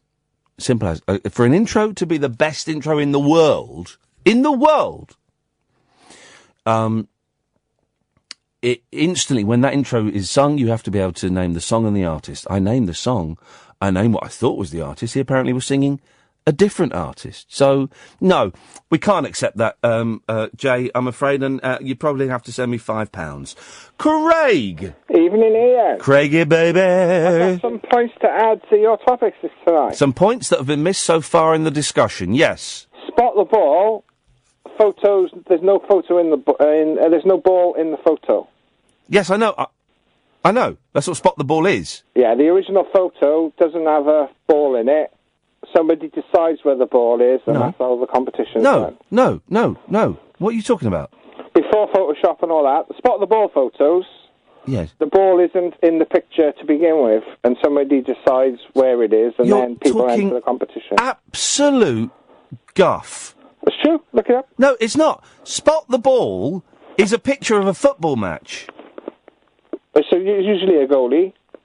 No, it's a picture of a football match, and the ball has been taken out of it. Well, Ian, your voice is fading. Speak softly and closer to the microphone. Okay, I'm going to speak softer and closer to the microphone. Well, Spot. No, I told you shut up. Can anyone hear me? Can anyone hear me? Spot the Ball, right, is a picture of a football match, and the ball has been removed from the picture. So you're talking absolute drivel. Okay. Football pools. There was an advert on recently with lots of celebrities advertising Littlewoods pools. Can I still win £1 million? I don't know. Probably. Do you remember that? Do you remember that kids' TV show? This is a story about the boy who won the pools. Remember that? No, I didn't know. It was Sunday afternoons. This is a story about a boy that won the pools. And I remember he was like a teenager. He was like 16, and he won the pools, and he bought a hearse. And that's all I can remember about it. I think I think he might have had ginger hair as well. Danny Baker tells a story about the pools man, because there was an article where the pools man ran off with the money. Yes. And he said that his dad said to his pools man, if you ever do that, I'll kill you. Oh, flippin' heck. Oh. And he probably meant it, because his dad was a bit rough, wasn't he? Yeah. I'd say you're not taking any nonsense tonight. It's not you're angry or anything. It's just you're not tolerating fools gladly. And is that making it a comfortable or uncomfortable listen? I'm enjoying it. I do think, and I was talking about this when I was talking at the university today, I've made a rod for my own back. I think I've been too nice to everybody. And you know, the show where I roll at the listeners, guys, you got the theatre of that. Some of you got the theatre of it, some of you didn't. But I do think I've been too nice with callers, and it's all a bit nicey-nicey. And there's nothing wrong with being a bit nicey-nicey. But, you know, if a caller is talking rubbish, I need to call out the bullshine. I was listening on the Periscope yesterday. I'm wondering if it's a thing from that where you think it went badly when it really didn't. Yesterday's show was top, and I watched the setting up and everything. There was. It didn't go as badly as I thought it did, definitely, and I appreciate that. But yesterday's show, I did get frustrated because of the technical stuff. We were late because we were late. The windows that we'd spent, 2 weeks advertising we were going to be recording on, we missed. Because of that, I was. When I'm doing live stuff, Craig, if I'm swearing and being a little bit blue, that means I'm struggling. Yeah, but like I say, I watched it, and it was totally enjoyable. No negatives about it at all. Even my story about Andrew's liver salts, that was enjoyable. Well, we've all done it. Well, this is the thing. Apparently, Frank Skinner was talking about it on his radio show at the weekend as well. I didn't know this was a known thing, and so I got cocky with. All I had was a heaped teaspoonful. That was it. It was heaped, not level. Heaped. Flipping heck, mate. Yeah. State of my room. It's unbelievable. I was talking to someone about it, funnily enough, on Sunday. Nothing to do with you before your show. They should put a warning on Andrew's liver salt saying, this will cure a lot of stuff, but if you have more than we say, you are going to make a mess. They don't say that. So I'm going to find this Andrew, and I think it's the Andrews sisters, actually. I'm going to find them, and I'm going to sue them. Are they still alive, any of the Andrews sisters? Are they all gone? Babs and the other two. I used to like them. Sisters, never before were such devoted sisters. They were great. My favourite intro, Smells Like... No, I'm not thinking of the Andrews sisters. Who are the British Andrews sisters? Oh, no. The British Andrews sisters. Who are they? Babs and... because the Andrews sisters were American. The British ones were, hang on a minute, Rashid or no? Rashid, who are the British Andrews sisters? Babs and, But what was the surname? The Beverley Sisters. Thank you, Catherine. Sisters, never before were such devoted sisters. That was creepy, that song. Rashid, stay there. Come to you after the news. Craig, thank you very much indeed. Your work here is done. 0344 499 1000. God, it's been busy on the phones this evening. I don't feel we've really talked about anything. I'm going to speak soft and low for the last hour of the show because I can just feel my voice. It's on the edge. I'm going to go home and have a steam. And see where that gets us. Oh, I've got some vocal zones. I'll suck on a vocal zone, shall I? 0344 499 1000. Late nights with Iain Lee, Talk Radio. Late night, Iain Lee on Talk Radio. We have ways of making you talk.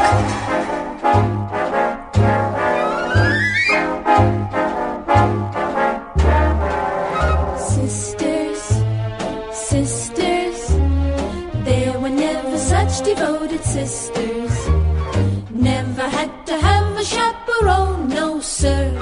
I'm there to keep my eye on her, caring, sharing every little thing that we are wearing. When a certain gentleman arrived from Rome, she wore the dress and I stayed home. All kinds of weather we cling together, the same in the rain and sun. 3 different faces, but in tight places, we think and we act as one. Those who've seen us say that not a thing could come between us. Many men have tried to split us up, but no one can, nobody can. Lord help the mister who comes between me and my sister. And Lord help the sister who comes between me and my man.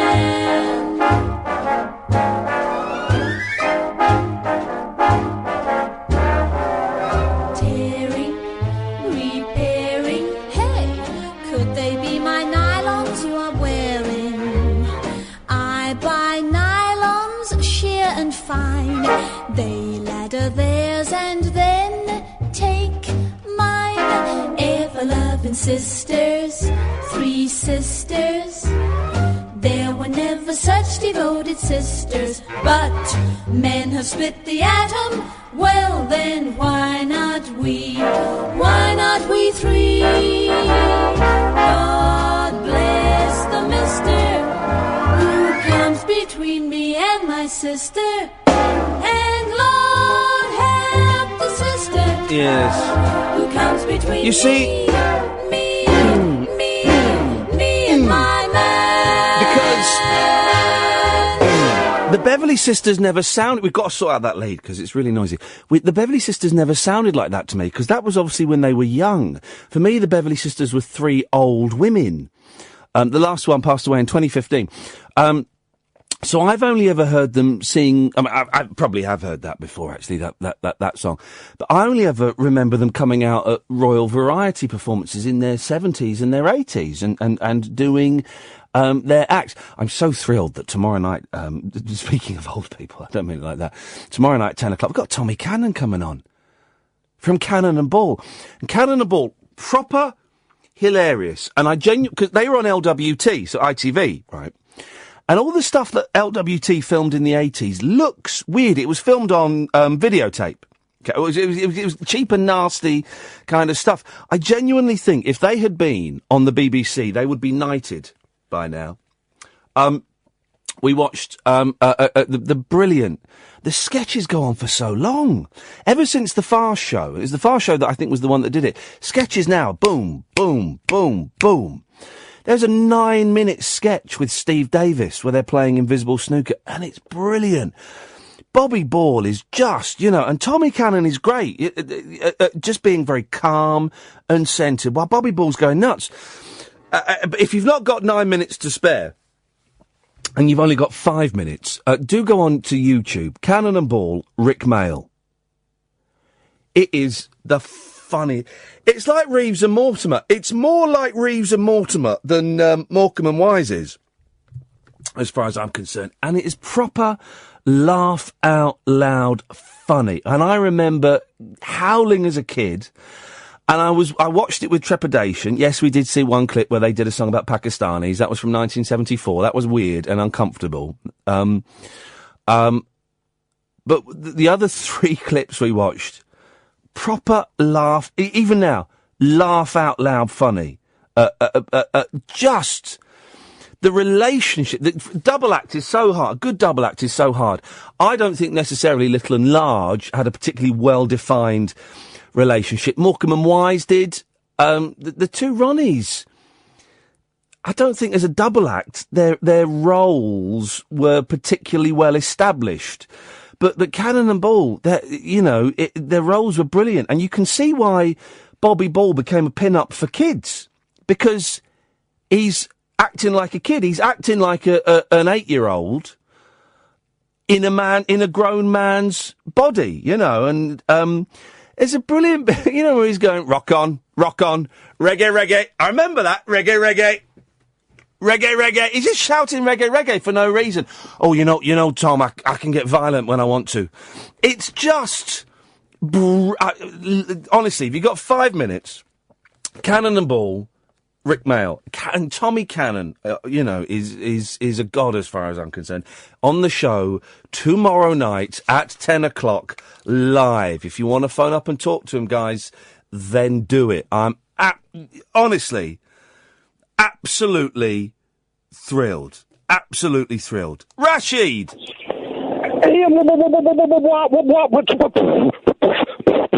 What on, Ian? That was an intro. Flipping Good intro. But beatboxing away!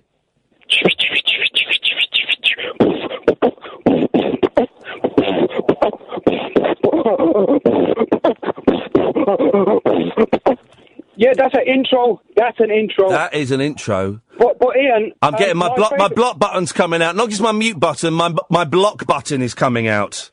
Ian, it's been a long time. That's why I'm so excited. It's been a few days I've called in.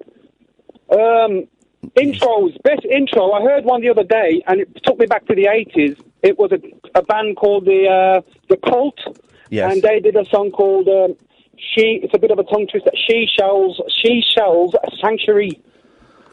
Sing it? No, I don't want. Listen, if people are phoning up with intros, don't tell. I want you to sing the intro. Oh. Ding ding ding ding ding ding ding ding ding ding, and then the drums come in. Yeah, terrible. I'm not having it. If you can't sing the intro, it's not a good intro. She shall sanctuary. Yeah, I know it, but if you can't sing it, it's not good. So no, I'm not allowing it. Ian, all right, you're not allowing that. But did you hear the interview with a person called John Francis on a program on the BBC called Outlook? I've got literally no idea what you're saying to me. Oh, Ian, this bloke here, he stopped speaking for 17 years. Yeah. He spoke to nobody. Yeah. because what it was, he was an environmentalist, and he saw an oil spill. Right. And he started arguing with people about environmental stuff. Yeah. And he decided he wasn't getting anywhere, so he said, I'm going to not talk for a day. But the day lasted 17 years. Right. And it was a great program. But I would prefer... Why are you telling me this, though? I don't understand. Because I like your interview skills. I would like you to interview him. Okay, I'll look into it. Thank you, Ian. Is he talking? Hang on, is he talking now? He's talking now, and he's become like a UN ambassador for like environmental issues, green issues. It might be a bit. Well, I'll have a look into it. Catherine, note the name. What was the name? John Francis. Planet Walk. They're called. All right, we'll have a little look. Thank you, Ian. Thank you, Rashid. Leon. It's a puppet! Do you remember him? I do remember him. What was his name? I can't remember his name. He was brother to someone else. Conley. Brian Conley. Brian Conley, that was great. Yeah, intros. Hang on. Who was he the brother to? The guy that used to be on Game with Jeremy Beadle and the blonde-haired woman with the nice but funny eyes. Right, Game for a Laugh. Game for a Laugh. Brian Conley was the brother of who? Henry Kelly? No. Jeremy Beadle? No, someone with Conley in this. Well, yeah, none of the Game for a Laugh people had Conley in there. What about Going for Gold? That's Henry Kelly again. You're obsessed with... Yes, Henry Kelly. Perhaps I've got the Conleys and the Kenleys. No, there's a link. I don't think there is. He's related to someone. Well, he's definitely related to someone. He was, again, Brian Conley owned Saturday Nights. I was never a massive Brian Conley fan, right? That puppet sketch is superb if you watch it. Yeah, no, he's great. And he is brilliant, actually. In retrospect, I can see he was brilliant. I was never a massive fan. But he kind of left TV for a bit to go and do West End show, Jolson. All right. So he kind of lost a bit of momentum in TV. And I think, and I could be wrong, didn't he have a nervous breakdown? Oh, I don't know. He had a nervous breakdown, and then he was sort of starting to make a comeback. And the story I heard, right, was he was trying to get back into TV and couldn't. He was doing a live show, and he was told that some people, some TV people were waiting for him at the stage door to talk to him. He went, I can't be bothered with that. I'm going home. Right? Oh, crikey. So those TV people then went and spoke to... anyway, they were going to offer him a part in Coronation Street, and he blew it. Oh, and they gave it to that other comedian. Bradley Walsh. Gave it to Bradley Walsh, that's it. Crikey. Exactly. Well, they are quite similar, actually. I was going to say, are they related? But they've got different... And Brian Conley, of course, went into the Jungle, didn't he? Oh, Jungle, yeah. And he came out early because he couldn't handle the stress. Oh, crikey. That's quite sad then, isn't it? It is quite sad, you know. But I like Brian Conley. Yeah, the puppet sketch, brilliant. We watched that and Roland Rat with the kids, and they absolutely loved it, and asked why TV nowadays isn't as good. Well, I think... I'm saying that I don't watch TV, so I couldn't possibly... It's all fast-paced, isn't it, all the kids' stuff? Yeah, I mean, there is some great kids' stuff, actually. Yeah, but don't you find the animation is like the same frame repeated? There's no, come on, man. We had that with Scooby-Doo and Wait Till Your Father Gets Home, and all of that stuff was the same, so I can't knock that. But the thing that... The thing that doesn't concern me, but the thing that gets to me is... When we were kids watching TV, you had 2 channels, 3 channels, 4 channels. Yeah. So the odds are we were all probably watching the same thing. That is true, actually, yeah. But now, everyone's watching Netflix or box sets or on demand, yeah. Something interesting here, right? I was looking... Oh, I know what happened. I was looking at my... Am I allowed to mention Sky in a negative light? Yeah, sure, why not? I was checking my Sky bill, and it was like £68 a month, purely for line rental in the basic pack. You want to sort that out then? I know, but I thought, this is crazy, because we're not using it, because we use Netflix and Amazon Prime and all this other stuff. And I thought I'd look into the broadband cost as well, so if I could reduce that. You know, I was just going through the monthlies. And there was 2 plans. There's an unlimited plan and a 25 gig a month plan. Yeah. And I thought, I'll just check what we are using, to see if we can fit into the 25 gig a month plan. Yeah. Our household uses about 600, 700 gig a month. What the hell are you doing? Are you running, like, Milo's computer network? What the hell is going on there, man? Milo? From the Tweenies? Yeah, that's the fella, yes. Oh. Brian Conley's brother is a floor manager called Alan, I'm being told. That's him. Says by my sister and by James Ditchfield, who both know. Well, hang on a minute. He's a floor manager. Yeah, he manages floors. Unbelievable. Can I get to my intro now? Please. You got to sing it. Are you ready? Yes. Dum dum dum dum dum dum dum dum dam. Dam dam dam. Yes. Dam dam dam. Dam dam dam. Rocky gets in the ring. He's got his gloves on. Oh no, it's not how it goes, is it? So I got carried away then. I was wishing you would carry on with that. I was enjoying that. No, sorry. That is on the list at the moment. That's the best intro in the world ever. Can you beat it, Mick? I'll come to you in a minute. You've been waiting for ages. Sorry, it's been frantic on the phones this evening. Late nights with Iain Lee on Talk Radio. Unmissable late night radio with the original king of unconventional conversation. Make contact with Iain Lee. Late night Iain Lee on Talk Radio.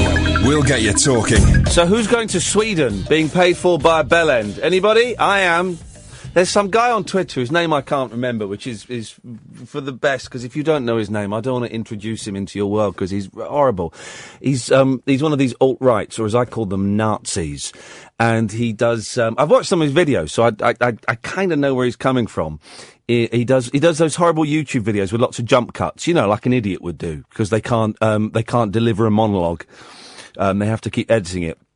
If Islam is such a loving religion, then why he does all that kind of stuff? And he does a thing about depression and how depression is not real and it's manufactured by the medical companies. And if it's not real, why is it killing so many people? Then you massive knob. Unfortunately, it's not killing you, and he's posted on Twitter that he's going to pay for that any lefty journalists that want to go to Sweden and stay in Malmo, he will pay for it because apparently it's a hotbed of bloody foreigners, not just the Swedes. He's talking about the dark ones that praise that funny god. And he posted loads of pictures of it, except they weren't pictures of Malmo, they were pictures of somewhere else. Oh dear, you little Nazi. You got caught out, you little Nazi. You little posh English Nazi. You little posh English Nazi. I hate people like that. 0344 499 1000 is the telephone number if you want to give us a call. Let's go to Andy. Good evening, Andy. Oh, at last. Good evening. Well, you've only been waiting 6 minutes, Andy Walters. Bugs, I'm known as, mate. Sorry? I'm known as Bugsy.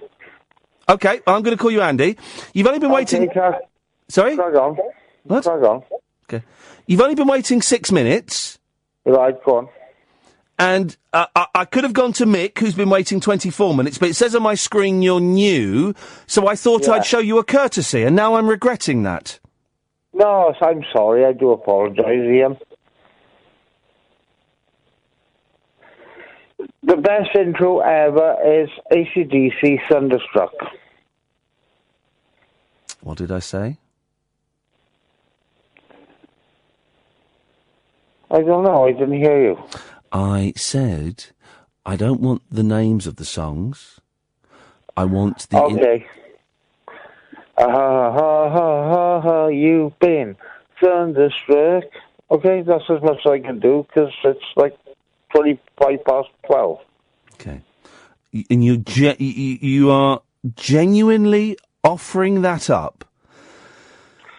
Well, I can't do it. I don't have a guitar. No, but you're saying that is the best intro ever.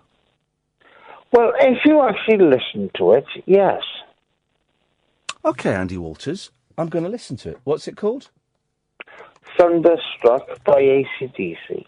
Thunderstruck, AC/DC. Okay, let's have a little listen. Oh, yeah, I can do that.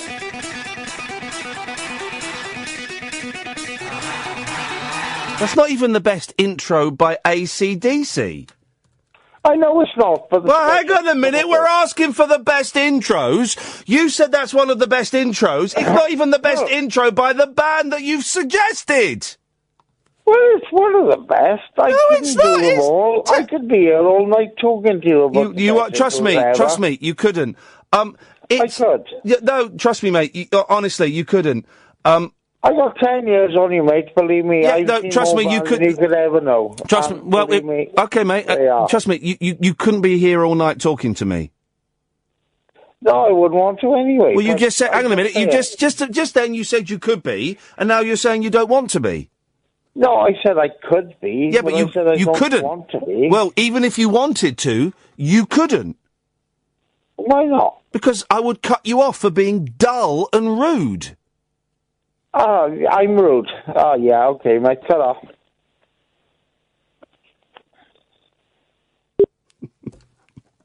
Mick, I'm sorry I went to him before you. I wish I hadn't. That's okay, Ian. I'm sorry, mate. That's all right, mate. First time caller anyway. Bless you, mate. What have you got for us? Oh, well, I've got some intros for you. Go on. Say you've got to sing them to me. I'll give you the go. Down now, down now, down now, now. Down now, now, now, now, now, now. Yeah, I'll give you that, Layla. Layla by Eric Clapton. Well, Derek and the Dominoes. Well, yeah. I know it's Clapton. Yeah, no, beautiful. And the fact is, you sing that, I know instantly which song. I know the guitar. I'm there. That's a perfect intro. You want another one? Yes, I do, mate. Let's do it. Down, down, down, down, down. 7 minutes long, but the song is. I'm trying to do. We're not playing charades. You can sing. Just sing. I'm trying to do the Eagles, Hotel California. Oh. I don't like the intro to that. Right. Okay. I find it, and I quite like the Eagles. I find it just a little bit too up itself. That.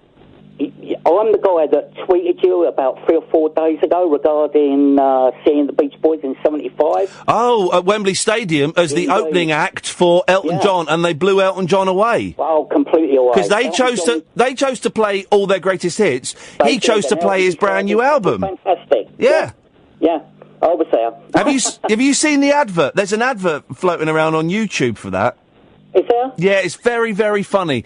I'll find it during the next break and tweet it. And it's because Shaka Khan played, didn't she? That's right, Rufus and Shaka Khan. Joe Walsh. Joe Did the Walsh. Eagles play? Yeah, and the Eagles. Stackridge. Yeah. And I was sitting by the Royal Box, and in the Royal Box there was Lindsay DePaul. Mate, yeah? yes. Steve Harley of Cockney Rebel. Beautiful. Simon Turner. Yeah. Who was somebody from Luxembourg days. Yeah. And Paul McCartney. Wow, flipping heck. But the only one that didn't give their autograph was Paul McCartney. McCartney, I was going to say McCartney. Yeah. The rest were great, and he just didn't want to know. I don't know what it was with him in the 70s, whether he was too far up himself at that time, but... Right, I think he's kind of famous for that. Yeah. Go on. Go on. Also, going to the Beverly Sisters, one of the Beverly Sisters was the first WAG, because one of them married Billy Wright, the footballer, of Wolverhampton Wanderers. I'm going to take your word for that, but they were the Beverly Sisters were very, very glamorous, weren't they? Yeah. I mean, it's great to talk to you because in the 80s, 80s, 90s, I used to speak to Tommy Boyd a lot. Oh, the governor, yeah. He'll be here one day. We'll be here one day. And I swear that he used to teach at my old school down in Brighton, a student teacher at the time. And I was in contact with him for a long, long time because I used to work on a railway station and he used to come through. That's another story. You've probably got more callers to come, so... Mick, listen, I'm glad you called, mate. I appreciate that. Thank you very much indeed. 0344 499 1000. So I'm being distracted by... Richard's gone nuclear. He's gone nuclear. I've muted him now on Facebook, but on Twitter, but on Digital Spy, he's now... The way he's quoting my tweets, rather than just replying, is bizarre. That's how I tend to reply to people. It's not bizarre. So if you follow my Twitter feed, that's how I tend to reply to people. And guess what? Tonight or tomorrow, I will delete them because that's what I'm doing with my Twitter, and it's wonderful. I tidy up. I've got it set on my Twitter that it deletes tweets automatically. And let me take that. Yes, line 1. No, bottler. It deletes my tweets after a week, but I tend not to keep them even that long, and I go through it almost every day and delete tweets. And it's so cathartic. It's such a joy. It's quite tidying of the brain. The way he's quoting my tweets rather than replying is bizarre. It's not, Richard. That's how I tend to use Twitter. It's the tactic of people who are trying to instigate a pile-on, usually. No, not at all, mate. Thankfully, nobody else has replied. I've already apologised for sounding insensitive, but then you went on to Digital Spy and said that I was teasing it like a Howard Hughes feature, which I think is a really cruel thing to say. I just wanted to make it known that the way he was talking about it didn't sit right with me. Why didn't you just say that? The way you're talking about it doesn't sit right with me. Here's why. Instead of saying, he's teasing it like a Howard Hughes feature. You know, that cluster suicides are more common than you think, and people talking about conspiracy. It's not a conspiracy theory. There's really good evidence this bloke was murdered, right? People talking about conspiracy theories makes it worse. Why don't you listen to the bloody interview before you start having a pop at me about an interview that hasn't happened? I don't see why that's such a I wasn't teasing it like a Howard Hughes thing. I was saying I heard an amazing human interest story on Radio 4, and I approached the gentleman and asked if he'd like to come on my show and talk about it on my show, and I'm really grateful that he has said yes. Really strong evidence his brother was murdered. Right. Where's the Howard Hughes? Where's the, conspiracy theories? Where's the tinfoil hat? There isn't any. And you start having a pop at me on Twitter, then you start having a pop on Digital Spy. Mate, I think maybe you're listening to the, I think maybe you're having a bad day. Oh, man alive. I won't give up the number because we've got loads of calls. Late night Iain Lee on Talk Radio. We have ways of making you talk. I don't think we've ever had this many calls on a Monday. This is busy for a Thursday or Friday, but it's been, very rarely do I have to not give out the phone number because we have a backlog of calls. Julie. Oh, no, hang on, let me try. Hang on. Oh, hang on 1 second. Yes, line 1, you're on the air. Dun dun dun dun dun dun dun dun dun dun dun dun dun dun. Thanks very much for calling, Julie. I've got an intro for you. You know what you have to do. I do. Yes, do it. Dearly beloved, we are gathered here today to get through this thing called life. Electric word life, it means forever, and that's a mighty long time. But I'm here to tell you, there's something else. The afterworld. A world of never-ending happiness. You can always see the sun. I'm bored. I'm bored. What is it? Let's Go Crazy by Prince. Bored. I mean, it's a great song. Boring intro. Pretentious. Pretentious intro. For intros, you want something simple. And he's delivering a mock sex sermon. That's not appropriate. That is not appropriate. So, no, I'm not allowing that, I'm afraid, Julie. All right, fair enough. Is that it? Yep. Good day. Oh, she was angry. Yep. Is that it? Yep. I think that's it between us. Let's go to Dana. Evening, Dana. Hip, hip, hip. Hip, hip, hip, Dana. I just want to apologise. I'm very late to the party tonight due to work. I'm late as well due to work. But I wanted to ask... Oh, sorry, did you say why, or...? No. Oh, sorry, I thought you said why, sorry, and the line was a little dodgy there. Yes. No, but you've probably talked about it already, but how did your teaching go? It went all right, I think. I had to give a talk for an hour, then we had some questions and stuff, and then we kind of kicked around some, we set up an exercise where they had to come up with 5 ideas in each group for my show, and then they had to go off and record little 5-minute things, and they were really good. They were brilliant. Was it a university, wasn't it? Or it was Gloucester University. Yes. Oh, cool. And I know I'm you going were back there in a toying month. with teaching. Yeah. weren't you? It doesn't pay enough, does it? That's the thing for anyone. No. My sister's a teacher, and certainly I don't know how they do it for. I wouldn't want to teach that age. I wouldn't want when the wheels do come off this gravy train, as it will happen, and it could be sooner than we all think. I would teach primary school. Well, that's the age my sister does, and I don't know how she does it really, but all credit to him. I just wanted to find out: do you want to know? Would you like to hear either A, how I was made a practical, basically I was the butt of a big practical joke on Saturday, or B, do you want to hear what just happened to me a few moments ago and how I feel a real mug? Let's have B. Well, both of them sound like you're going to end up with egg on your face. Let's have Which B. one do you want, A or B? B. B. Well, I went vegetarian at the beginning of January. I was vegetarian a long, long time ago, for a very long time, and then I 26 years I was a vegetarian. 26 years I was a veggie. Well, I was for 18 years, and then I fell onto the dark side. And, well, anyway, Christmas came, and I just decided that was it. So back to being veggie from the beginning of January, and I've done really well. And I just got in from work, starving. I was tempted to get chips. I thought, no. Yeah. I looked in the cupboard, and there's a tin of beans. Got some toast, made the toast ready, got myself some cheese and some Marmite, opened the beans, and they're beans with sausages. They're not beans. So what did you do, Dana? I had to eat them. I couldn't waste them. I can't waste food. That's it, you're back now. You couldn't pick out the sausages. Oh, no, because they would have been in with the meat, and I just felt bad, so I quickly nuked it and didn't look at them as I ate them, and now I've really, really got to rethink my life, haven't I? You're not a vegetarian. Oh dear. I can't remember how I survived for 26 years without sausages and burgers. Well, no, and I did it for 18 years. Spaghetti bolognese and stuff like that. I was invited for Christmas dinner at a friend's house a long time ago. Yeah. Turned up and they didn't know I was veggie. And of course the mum had been slaving over making food for what seemed like a month. And there was this wonderful food. And I didn't want to turn around and say I'm vegetarian. And so for 12 years, I've been back in the dark side. But it got to January, it got to December, and I thought, no, I'm going to be good again. Yeah.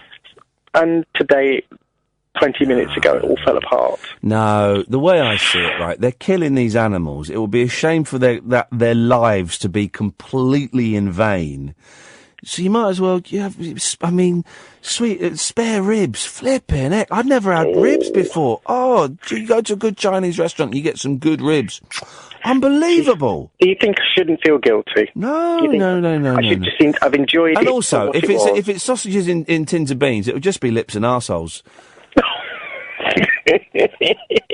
Oh, what a thought. That's all it'll be. It won't be proper meat. Thank you, Dana.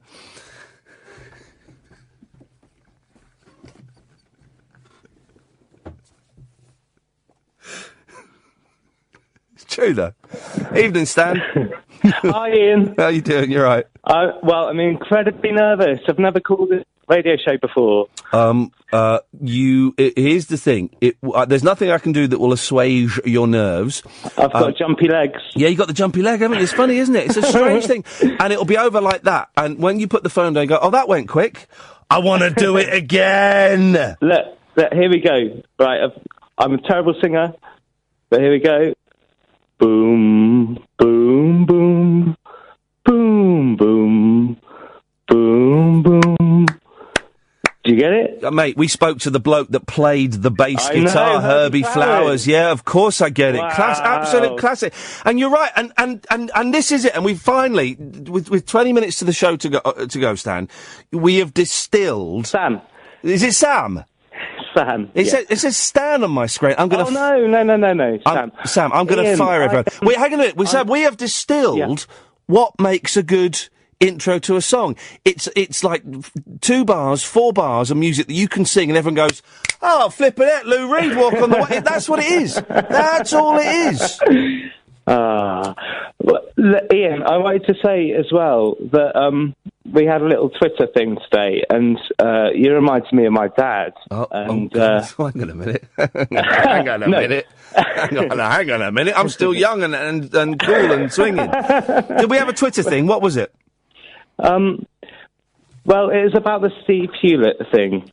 Oh, And, man, yeah, well, thank you for reminding me of that. Yes. I lost my dad 18 months ago to cancer, and I've been following that story, and it's incredible, just... isn't it?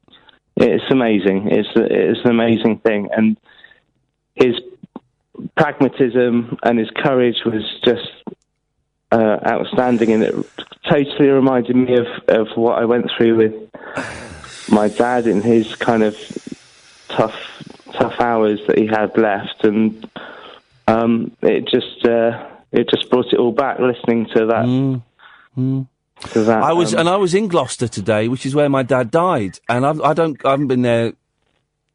I think I've been there once since my dad died, and it was odd to be in that area. So obviously my dad was on my mind, and then I was driving and listening to PM, and said coming up later on Steve Hewlett. Thought, all right, we'll get to listen to that. That'll be nice. Yeah. And then when they went to the bit, it went, well, Steve Hewlett and he had died. Passed away this morning. Boy, it got me right in the chest, Sam. Right in the chest. Absolutely. And I was making that same drive, exactly the same drive home I was making when I left my dad the last time, you know. And that, listen, part of what I was doing today at this college was explaining why I think radio is the best thing. And this is exactly why, because listening to that Steve Hewlett story over the last 4 months, and then that wonderful kind of half-hour package they put together, montage they put together of all different bits from the last few months as he got progressively worse. And you know what? When I heard him last week, I thought, yeah, that's what my dad sounded like just before he died. That rasp in the voice. Yeah. But hearing that is why I think radio is the most incredible medium, better than TV, better than books, better than newspapers and movies, because we were eavesdropping on their conversation, and it was, every time I listened, generally, it was just me in my car, so it was them talking to me. Yes. But then, during it and after it, I could then go on Twitter and say, oh, I've heard this is amazing. Oh, I miss my dad. And then people like you got in touch and said, oh, I miss my dad. Absolutely. And other people kind of, you know, that whole storyline, and it feels weird calling it, but that whole, you know, last 4 months of his life, it brought so many, we're having a conversation because of a man that we've never met. Yes, exactly. And there'll be other people having this conversation. And it's a sad thing, but cancer touches everyone now in their lives, and that's something that we all have to deal with. But I just wanted to say that as well. And you don't have to answer this if you don't want. How, because 18 months isn't long at all. How's it going? It's tough. I will say that. Family, it puts a whole new strain on a family that, that a family never knew they had to deal with. So it is tough. I moved away from London and came back to Cornwall, where my family are. And that was the day that my dad was started to get ill with a brain tumour. And 3 months later, he was dead, and I was back home with my with my mum and sisters, and it kind of put me in a strange place. But that's kind of what you have to deal with, I suppose. Because I was kind of estranged from my dad. We didn't get off for a long time, and I was starting to make peace with him. Yes, exactly. Well, this is the other thing, and I think, fathers and sons, they go through quite a tough time growing up, and especially, I think, you're a bit older than me, but I think for dads that have gone through the 70s and have to kind of deal with that whole change of kind of their kind of old ways of dealing with things, and then suddenly, that has to change with the times. He had a lot of guilt that he carried with him, and it put a strain on my relationship with him. So, oh mate, I'm sorry. No, I mean it's just how it goes. I had someone sent an amazing tweet. I think I've got this right. They tweeted me saying, I found out my dad died yesterday. I haven't spoken to him for 30 years. It feels weird. And I'm really blessed. I didn't speak to my dad for a few years. But I'd made peace with him, and I made peace with him before he got ill. Just before he got ill. Yes. So I know that we made peace with a clear conscience, and I know my sister made peace with him, and we made peace with a clear conscience, and then he got ill, and then he buggered off again. So, at least I've got that. Exactly, and I went through a similar thing. So, Sam, I really appreciate you calling in, man. Thank you so much. No, it's been better than I thought. I was very worried. and you'll put the phone down and you'll think, I want to do it again. Thank you, Sam. Will, John, stay there. Come to you after this. Late Night Iain Lee. Unfiltered night talk with the original king of unconventional conversation on Talk Radio. We have ways of making you talk. Well, I've not given out the phone number for about half an hour because we've got loads of calls. We've got enough to take us up to the end. We might be able to squeeze another one or two in. Let's see. John, good evening, John. Oh, you should carry on later, shouldn't you? Well, do you know what? I some nights I feel that I would like to. The two mics would be furious. Their egos. They're tiny men physically, but their egos are huge, and they would be furious.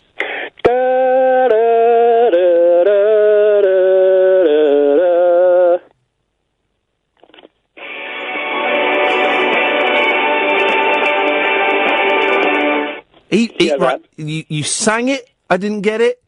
You played it, I didn't get it. He's playing it again. He's doing it again. By the way, this is great audio. If you want to straight to air, this is how you do it, Dan. What is it? The Living Daylights? You don't know it. Is it the Living Daylights? Disappointing. Do you want me to tell you? You're going to have to, yeah. Glorious. By Andreas Johnson. Come on, mate. Are you really? I'm really saying it. You're saying I remember the first time I heard it, mate. You're saying that is one of the greatest intros of all time. One of the greatest. It's the greatest. Whoa! Wait, is it a full... Hang on a minute. I'm going to have a look out the window. I just want to check. I don't think it's a full moon tonight, no. But yet, the crazies are coming through. Are you... You know you're not phoning Howard Hughes here, yeah? I remember the first time I heard it. And what happened, John? It was early on a Saturday morning. I was in W.H. Smith's, and then some freak put it on really loud over the speakers. And I had to have it in. I had to have it. Did you go and have to have it then?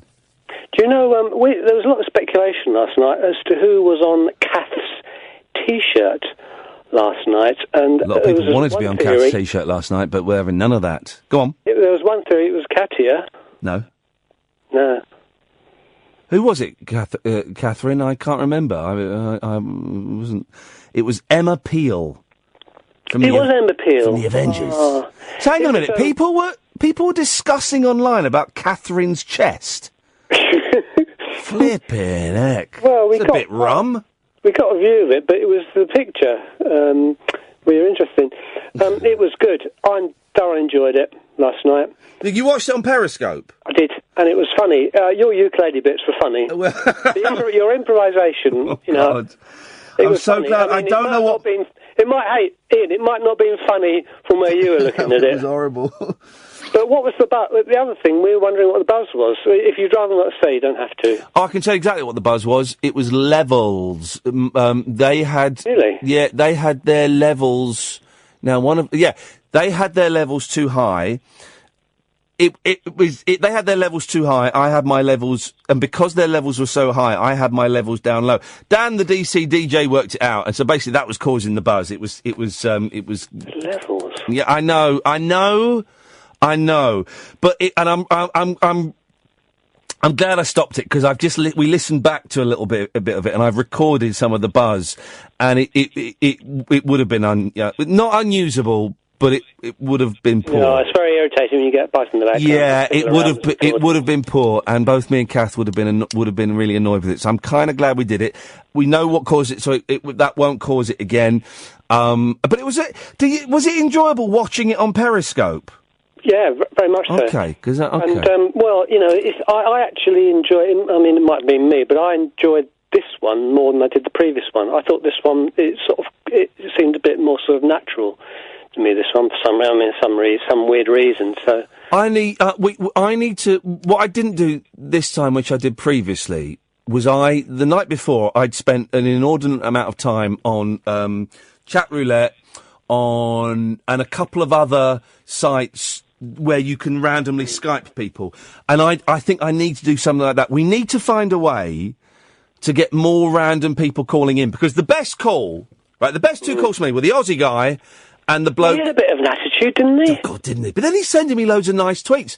But also the kid, who was Zach's mate, who, I don't know if you stuck around for that, it was near the end, Zach's mate, and this kid just phoned up and went, hello? Yeah, that's funny. And Zach had given him that number, told him it was his home phone number. That was brilliant, and that started a whole meme of Zach is a swear word. So I need to, if anyone's got any suggestions of how we can encourage random people to phone in, let me know, because I'm scratching my head a little bit. Stairway to Heaven, Martha, my dear, yes, yours is no disgrace, walk this way, oh yes. There was a little burst there, wasn't it, John? Do you feel happy with yourself? I'm only allowing one of those in. Beach Boys, fun, fun, fun. What I like about that one is it starts off, I'm not a rock and roll man, but I like the fact that it starts off as a rock and roll. Yes. And then it turns into something absolutely fantastic, one of my favourite Beach Boys songs. I'm only allowing 2 of those in. Morning Has Broken. Wow. I'm only allowing 2 of those in. What? Oh, glorious, obviously. No. Yes, yours is no disgrace. No. Martha, my dear. Yes. Stairway to Heaven. No. That's a little joke there. About this big. Because you can't listen to Stairway to Heaven, can you? For religious reasons, no. I find it blasphemous. It's a good track. Nope. You should listen to it sometime. Never. Give it a try. No. You might enjoy it. Life's too short. Morning Is Broken. Nope. Walk This Way. Nope. If I could walk that way. I give up. Fun, fun, fun. Really? Yeah. Is that from? It sounds a bit familiar. Is it from a Chuck Berry song? Something? Probably. So I know Surfing USA is a rip-off of Sweet Little 16, and they had to give Chuck Berry a writing credit. But yes. So I'm gonna exclude fun, fun, fun, John. I've got to move on because I've got Dennis. You got 30 seconds. Jeez. Right, come to it in a minute. Will. Hello. Sorry to keep you waiting, mate. What you got? Are you still doing the intros, yes? Yes, but you've got to sing them. All right, okay, well, here we go. A theme tune's okay. Let's see where we go. All right, fine, here we go. Ba ba ba ba ba ba ba ba ba ba. Well, no, because that's the melody. What? That's the melody. You're singing Black Beauty. I am, yeah. But that's not the intro. Well, it is. Well, the intro. Then the intro goes. It hasn't got an intro then. No. Well, I've messed up. You really, really have. You've really disappointed me. Dennis, you there? Yes, I am. Oh. You got 30 seconds, Dennis. It's all yours. Right. I've been talking about all these people dying. I thought I'd better let you know I'm still alive. I know Kathy dreamt I'd died, but I haven't. Oh, it's a shame. We're coming up to my 92nd. I expect 30 quid for you. You've dipped out twice. Hang on, your birthday's not until May. I know. Plenty of time, Dennis. Plenty of time. Start saving up now. You owe me 30 quid. You dipped out 2 of them. Mate, if you make it to 92, then you'll get 30 quid. If you don't, then you owe me 30 quid. I hope all you people listening have heard this. He said I'm going to get the 30 quid. Yeah. I'll make it. Yeah, and if you don't, I'm going to get 30 quid, and it's going to be really awkward when I come to your funeral. You've got to send me a picture of your wife so I recognise her, so I can go up to her and say, yeah, Dennis owes me 30 quid for dying. Talk Radio. Digital debate for the UK. Talk Radio. We'll get you talking.